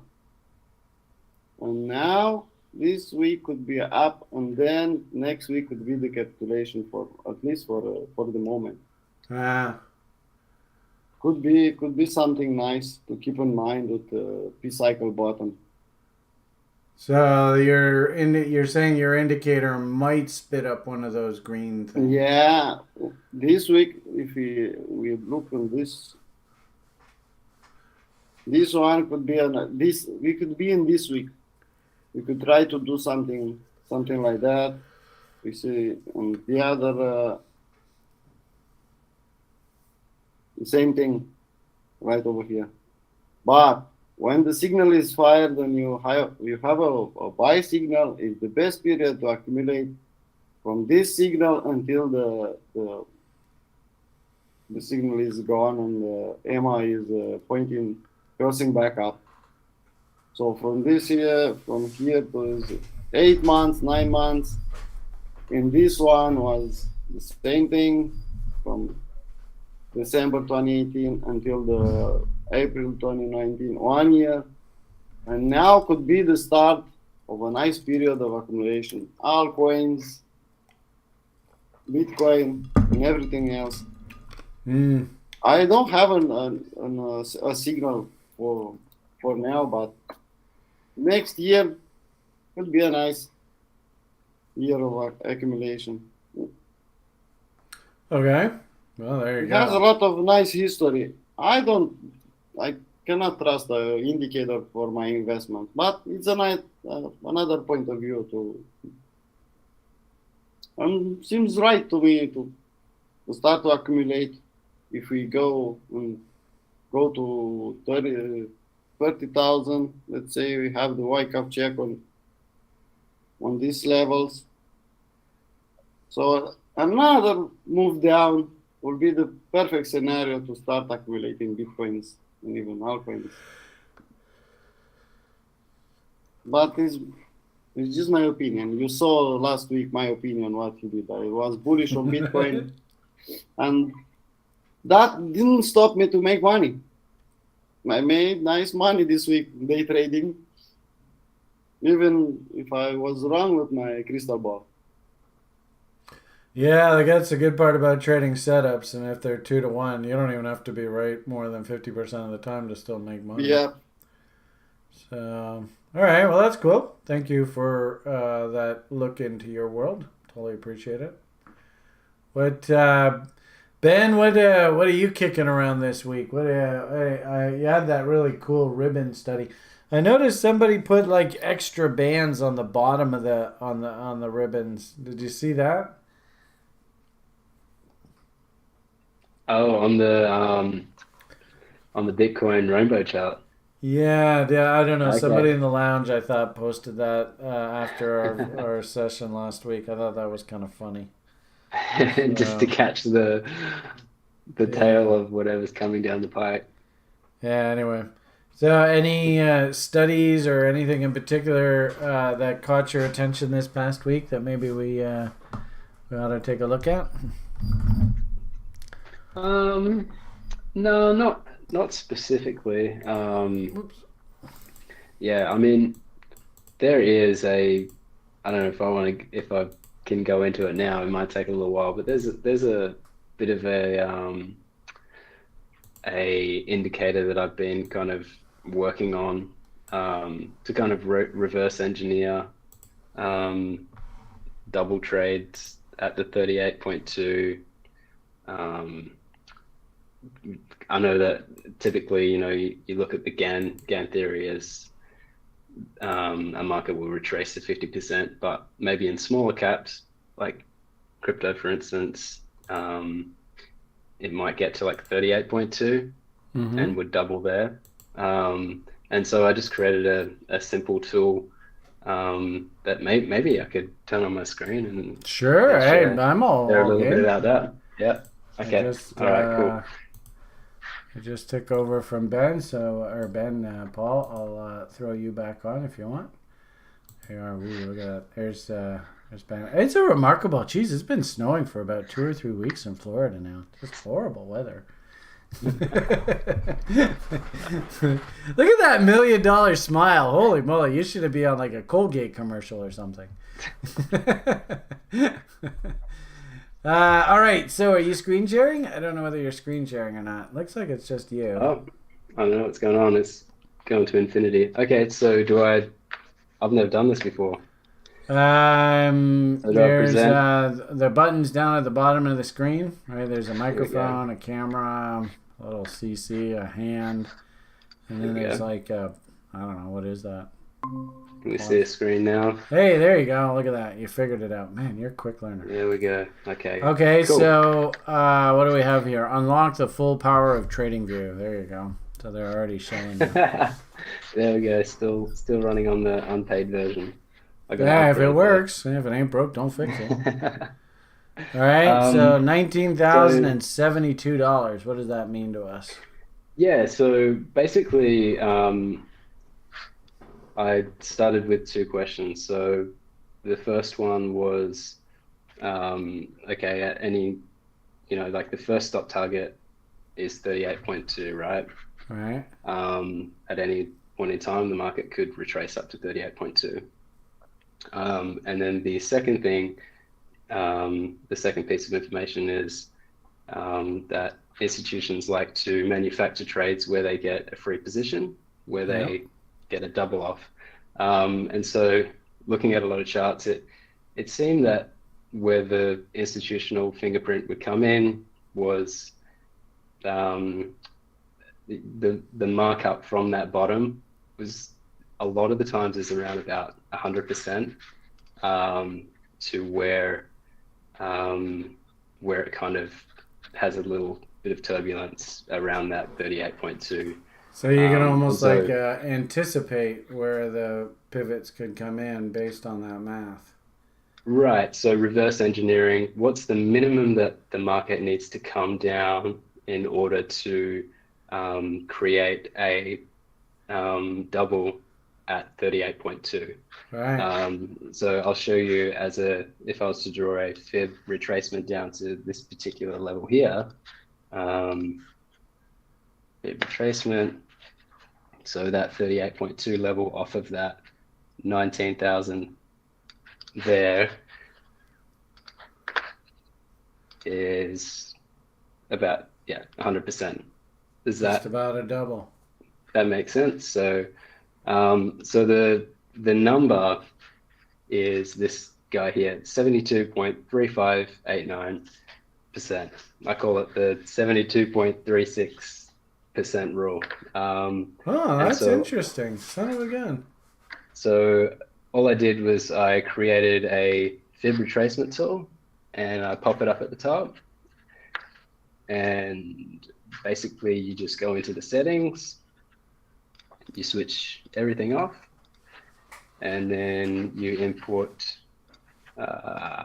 say here would be 0.723589.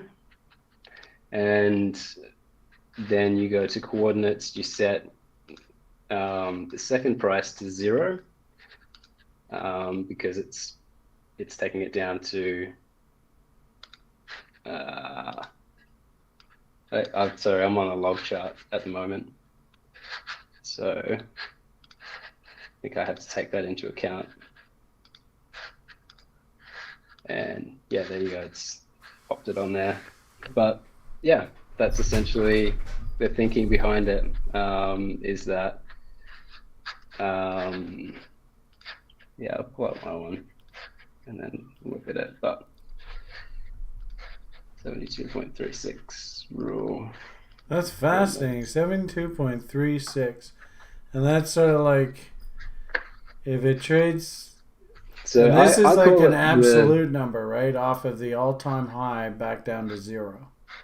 yeah, back down to zero. And so I mean, it falls into that logic of the 70% to 80% retracement as well. A Yeah. lot of times it falls into the reload zone, but it's a specific number. I But call if it they like the picked any numbers randomly, like let's say the high was 10 and the low was, so you just draw the high at 10 right down to zero, and you would take 72% of that, or the inverse of that would be what, 2.8 something or 2.7 something, right?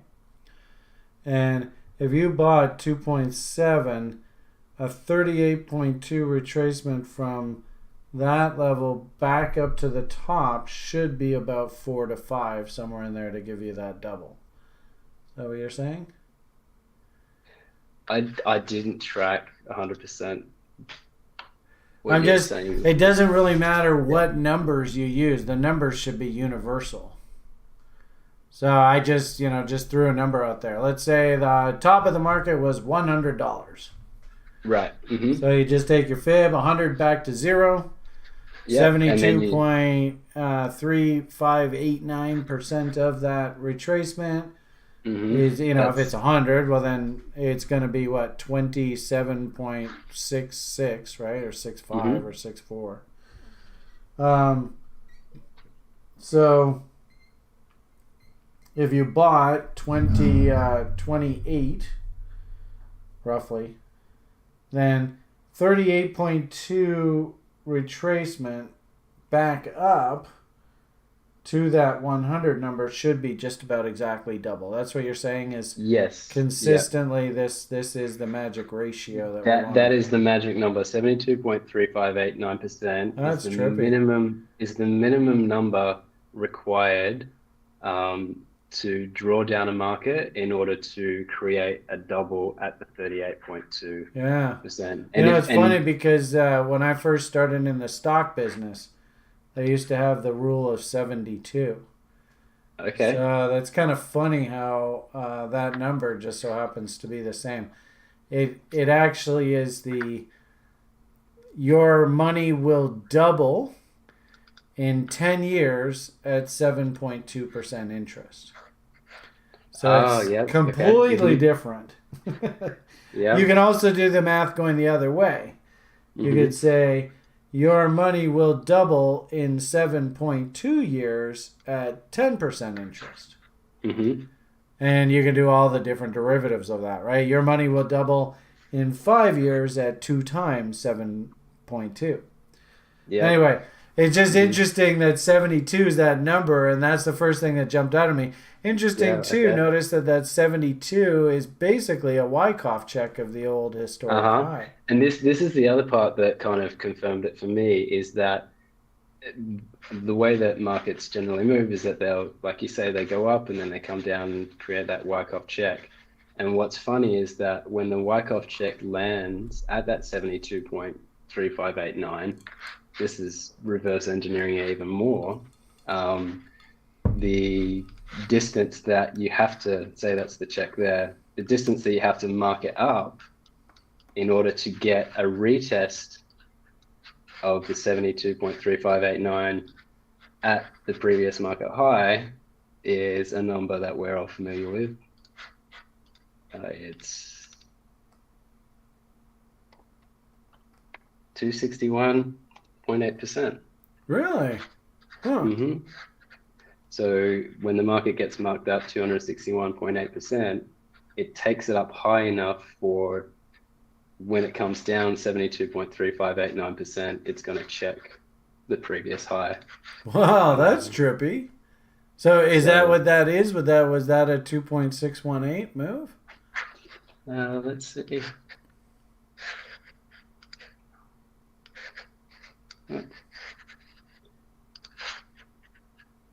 Yeah.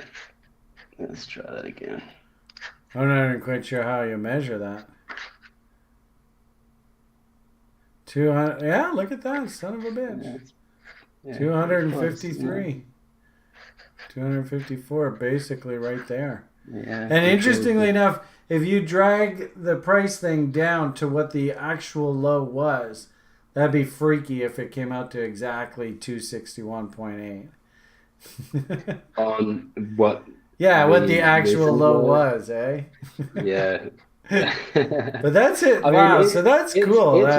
It's pretty rough. But I call it the institutional green light. Maybe we could come up with a better number, but it's like a number where if somebody who, had the capacity, the mental ability to put a bottom in a market and turn it around, they would know that, hey, if we took it to the 38.2, we could get a free position below that line.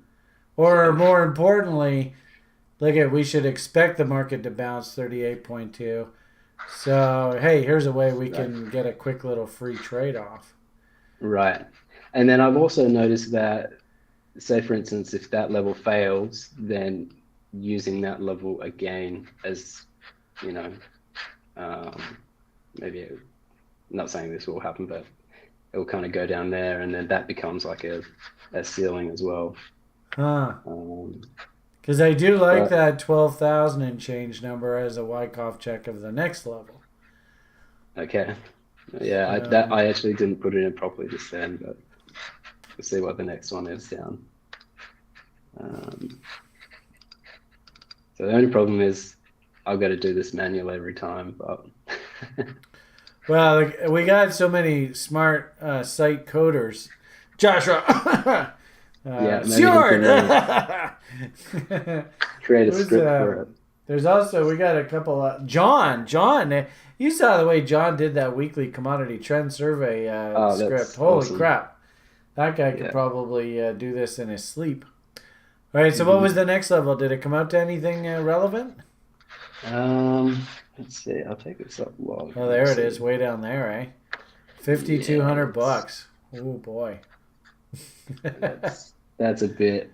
Well, you never know, because I actually don't mind the idea that institutional fingerprint that was put in that COVID panic low. I think that the whole market is going to go back and test those lows again. Yeah, right. So actually, that's not a terrible thinking there. And the weird part about it is, prior to this last halvening, I remember on the site there was one gentleman. You see that? Just if you could minimize the little advertising thing on the left. Oh yeah. Right. If you look, see 2019. You see the very end of 2018, beginning of 2019.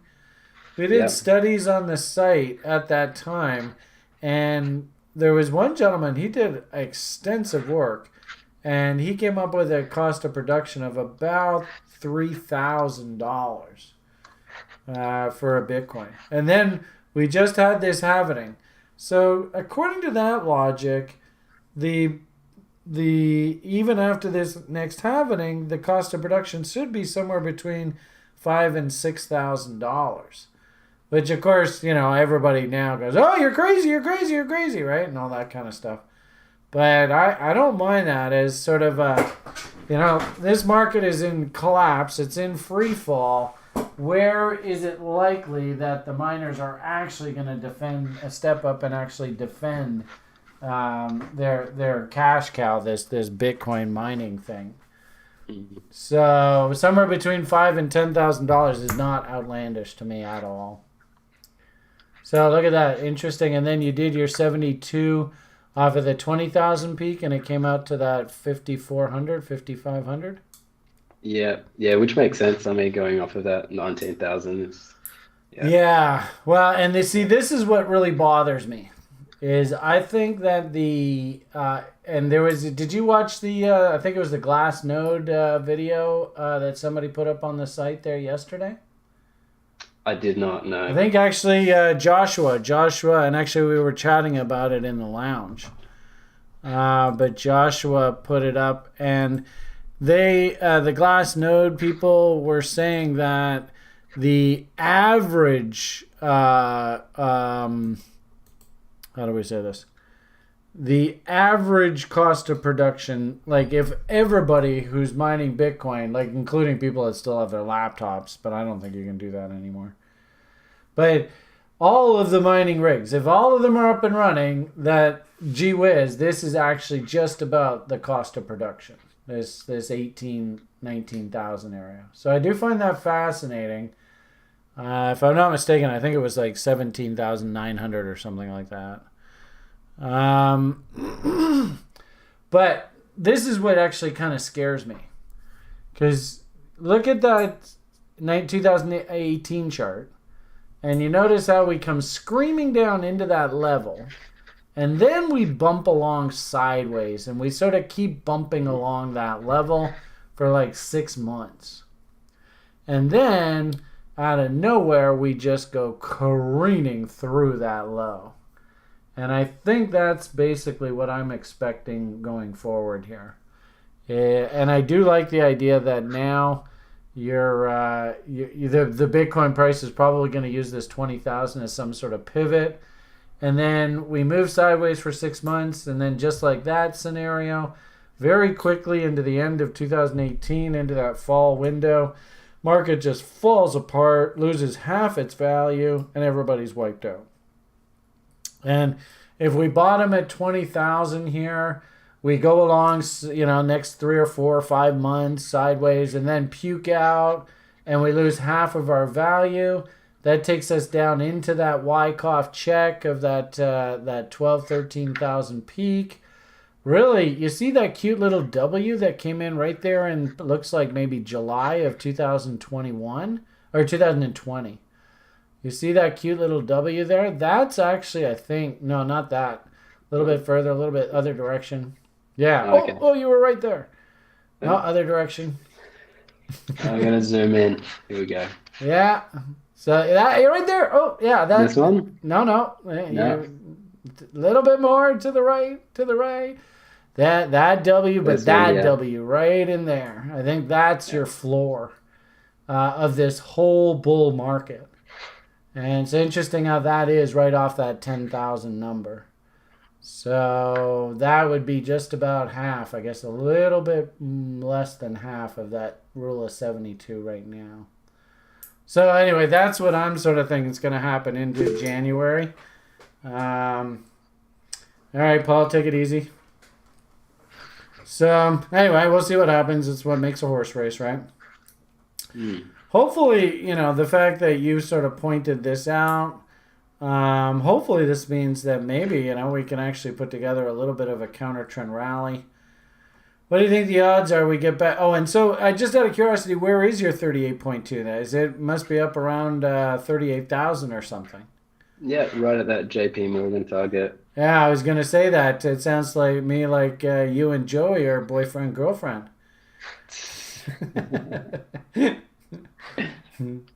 Yeah. Yeah. See, isn't that incredible how all this crap lines up? Yeah. So I do definitely like the idea of us coming up against that 38.2 over the next few months. So the irony of it all is I think there actually is going to be some money to be made here.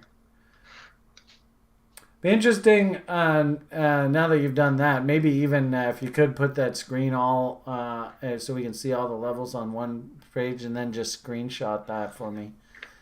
Because I wouldn't mind having those as reference guide going forward. We should probably put that in the document too, Cool.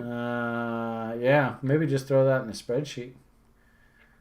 I think you have to go the link, and then maybe you can type in the spreadsheet Ben's Outlook. That would be cool. Cool. I'll put it on this Awesome. week's prediction. Now, I want you to next look at Ethereum. See, I think it only took me 50 weeks, but I think I got this down. And now, if I play my cards right, I can get the boys now to beat the monkeys looking at all the charts. Let's find a clean one. All right, yeah, where are we going to look at this thing? Oh, there you Okay. go. All right, so can we use the similar logic here? Man, this thing's been ripped apart, eh? Mm. Full disclosure, I went in and bought a whack of this at $1,000 there the other day. Yeah. Might be a good idea, might be a bad idea, no idea. Certainly not recommending it to the public or anything. But you might as well know I went and bought a whack of this. Yeah, we're 72% on this thing. All right. Let's, there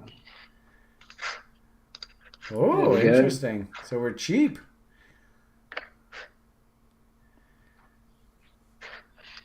So yeah, get a double at the 38.2.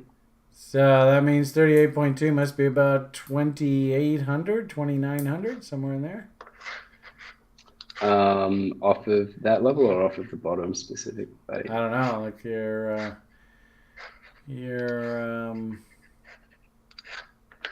yeah, there you go. What does that say? 2,400. 2400.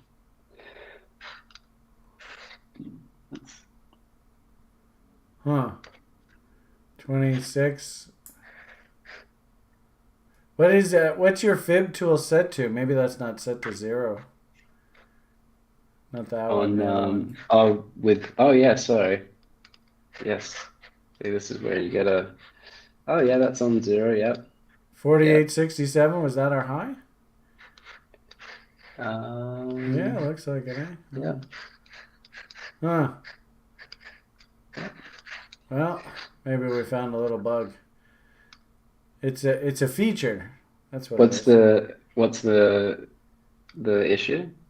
Well, according to the math, shouldn't the 38.2 of this retracement be 2 times whatever that 723589 number is? Yeah. Sorry, it's because the 0 line I actually put at the actual bottom tick rather than if I pull it up to that line, then yeah. Now the math works out. Oh, I see. Okay. So I see what's going on. anything below that line, you can get a double off. So it's actually more profitable if it goes even further below the line. So it's not It's easier to get the double.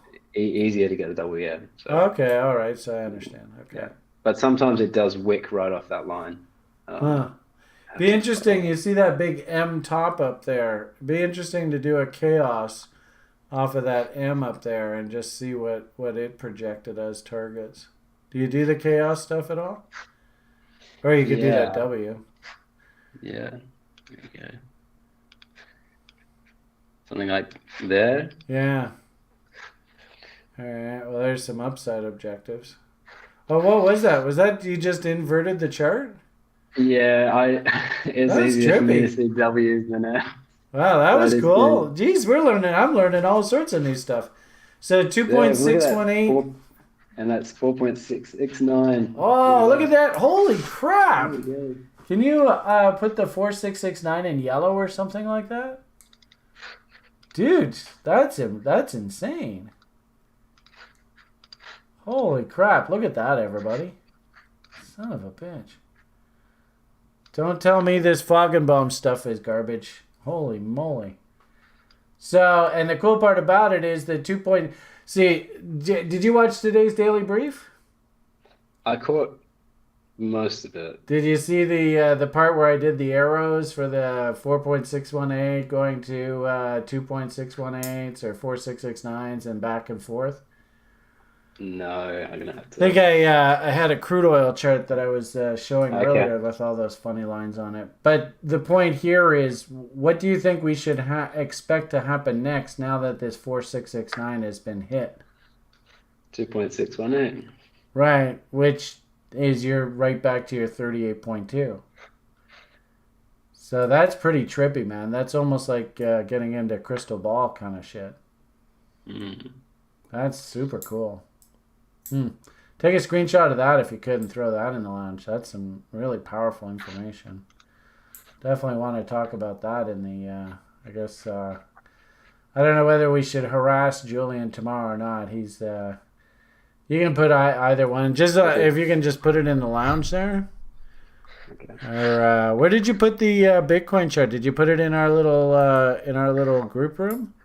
I'll put it in our group room. Yeah. Okay. I'll put it Oh yeah, there you go.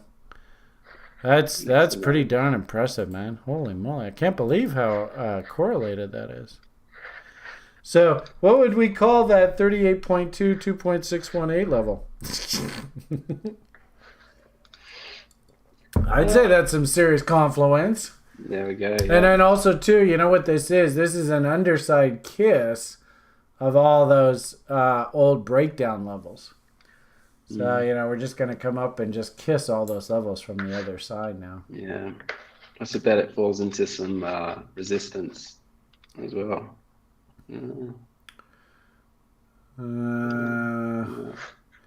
Well, wouldn't that be funny if it actually took that long, all the way into It'll take a March long of next time, year?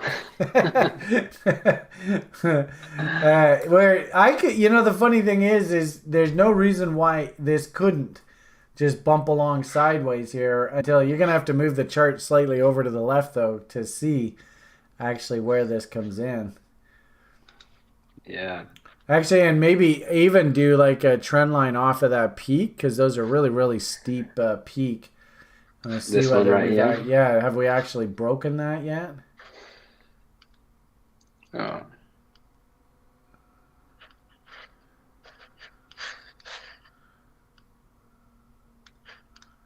Oh, That guy that's there? interesting how that looks like that, eh? Well, so there's your bounce back up to that 38.2 level. This could, how ironic, eh? It could be just an absolutely violent rally. Wouldn't that be funny? Yep.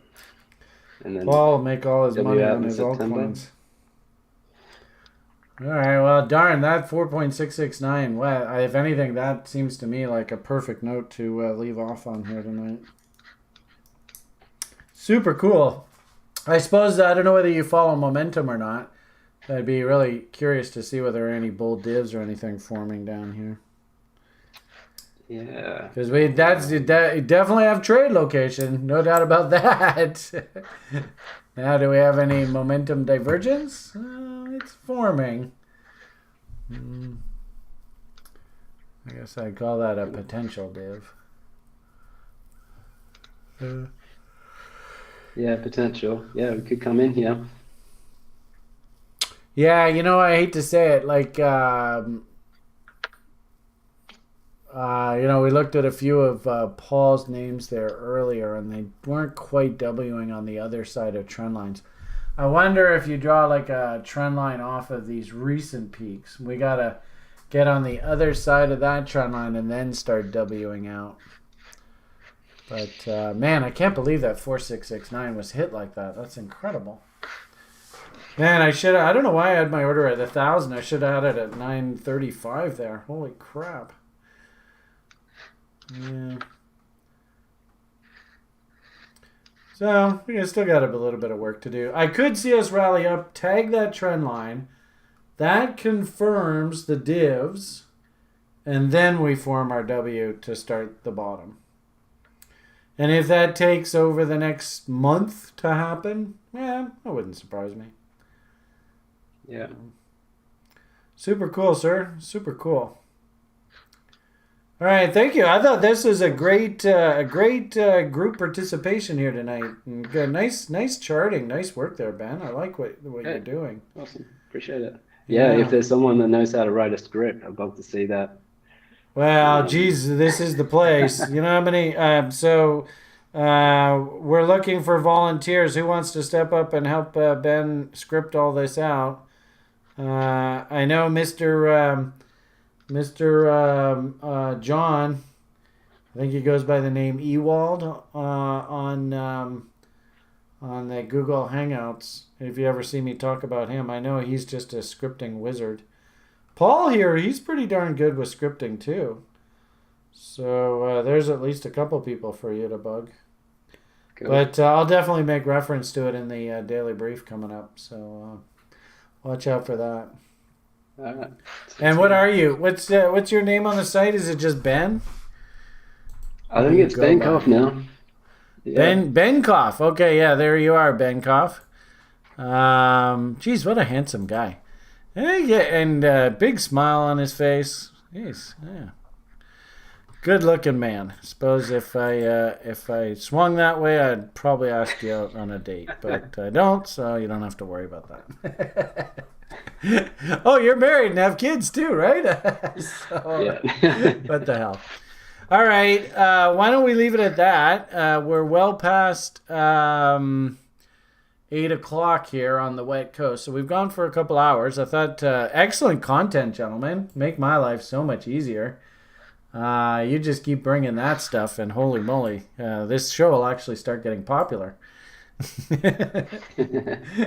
Thank you. And I don't know. Why don't we pop on over to Paul's world? Any closing thoughts? Any impressions from what you just saw there, sir? Yeah, I like Ben's thinking on that one. Good. Cool. Yeah, nice, damn nice. All right, you're a scripting guy, so by all means, if you can help Ben out. I noticed Jordan over there on YouTube says, Ben, I'm no major scripter, but would love to work with you at creating something. So, Jordan, I don't know whether you're on the site or not, but as we said, Ben's name on the site is Ben Koff. So, anybody that's watching over on YouTube, who happens to be watching this later on, you want to reach out and help Ben. 1 + 1 = 3. That's the whole point of why we do this here at TRI, is we just want to, all get better at this. And I greatly appreciate the community's participation in all this. It actually, believe it or not, this gives me faith that in humanity, what's happening here at TRI. So thank you, Ben. For sure. It's people like you that actually make me go, you know what? These humans, they're actually not terrible. I'm going to report back to headquarters that we shouldn't exterminate this planet. Just because of you, Ben. All right, Jordan says he'll reach out. Awesome. All right, awesome. We Thanks, made Jordan. a love connection. Way to go. Okay, I gave Paul the opportunity to speak a bit. I don't know. Did you finish what you were thinking? Sorry if I cut you off there, sir. No, usually it's the same thing, the same every week. Trade your setups. Yeah, trade your setup. Make money from trading. Yeah. Just rinse and repeat. Yeah, every damn day. All right, good. Stay away from those the eastern portion of your country, I suppose, if you could do for me, please, sir. I'd appreciate it. Ben, thoughts from the great state of Florida? Closing out here tonight. What do you think? Yeah, send some PMA to Brian and the boy tomorrow. Liam, yeah. And, well, always appreciate those good karmic thoughts, everybody. If you do want to get to know Liam a little bit better, you can go to my Facebook page. I think it's the Canadian Rational Investor. It's a really weird Facebook address. But I do put videos of Liam throwing rocks in the ocean and stuff. So if you actually do feel like going and seeing who the heck I'm talking about all the time, he's not part of TRI and he's not part of the site, so I don't really shill. But I've had actually people in the past say, Brian, I wouldn't mind getting to know your son a little bit better. I'm not quite sure what my address is here, though. I think it's, let's see what the heck it says here.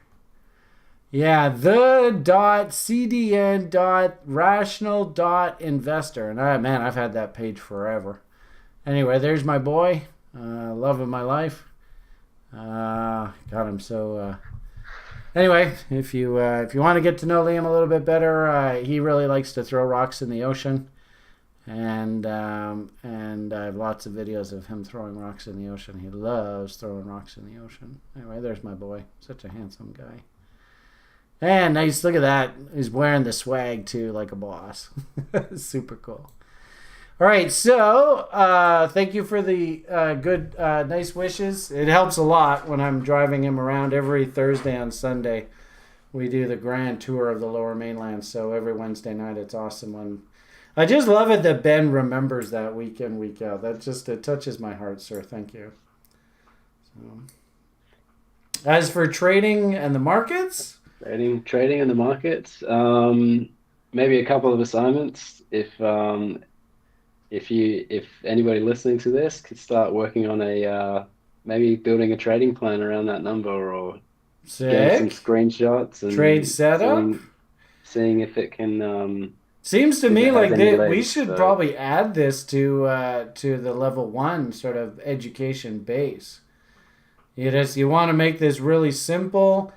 Maybe you came to TRI because you want to be a little old lady. You don't really want to spend all your time in front of a screen. So you want to just know when it's appropriate to start actually thinking about dollar cost averaging. I love this rule of 72. This will be TRI's rule of 72.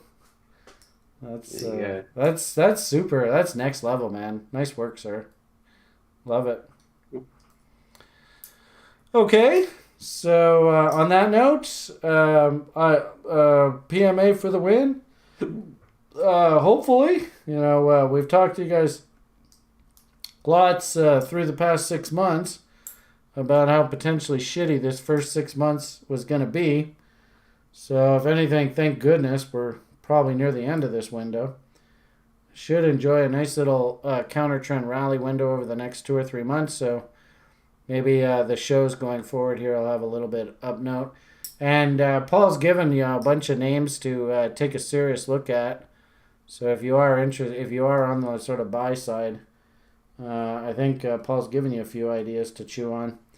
And of course, by all means, we do a 30-day trial on the site. We do have algorithms that constantly spit up trade ideas on a daily basis, as well as a breadth indicator reading of the crypto universe. I mean, here's interesting. These are the sort of top 5 technically rated names in the crypto top 30. And here's top 5 names in the broader crypto universe. Gary, I wonder what that is. Super strong technical reading. So there's something for everybody to chew on. But we do have a 30-day trial that you can come on the site and just sort of get a feel, a taste for what it is that we do on TRI. And we have many, many facets of this website, which is great. So, feel free to pop in and kick the tires, and maybe you might want to join our community. Not quite sure. Come on, Sjord. Sjord's page sometimes takes a minute or two to load, I guess because it has so much information on it. Come on, don't embarrass me, Sjord. Let's go.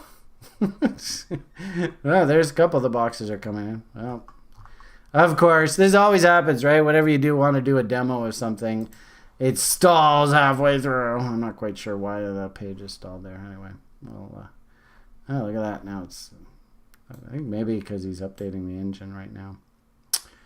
Anyway, we'll leave it at that. That's embarrassing. Oh, well, what can you do? All right, well, have yourselves a great rest of your week. Go slowly. Hunt those W's. Like I said, lots and lots of anecdotal evidence of we've got great trade location. We're down at the bottom end of the range. Want to see those divergences. Looks like the page decided to load as soon as I gave up on it, of course. And as I said, actually, the breadth indicator is trying to tell us that, this isn't the prettiest of buy signals. It's a meh signal. And frankly speaking, I think that's the whole market. It should be a nice couple months ahead of us. But it's not like, oh my God, we're all going to make $1 million. Just load up. So, we forgot. We gotta check in with our crystal ball. Thank you for reminding me, Paul. Let's pop on over to that spreadsheet and let's make our grand predictions. Now, this is the week that Paul's gonna get his big face rip rally, right? Maybe. At least I'll get my chance to be wrong again. All right.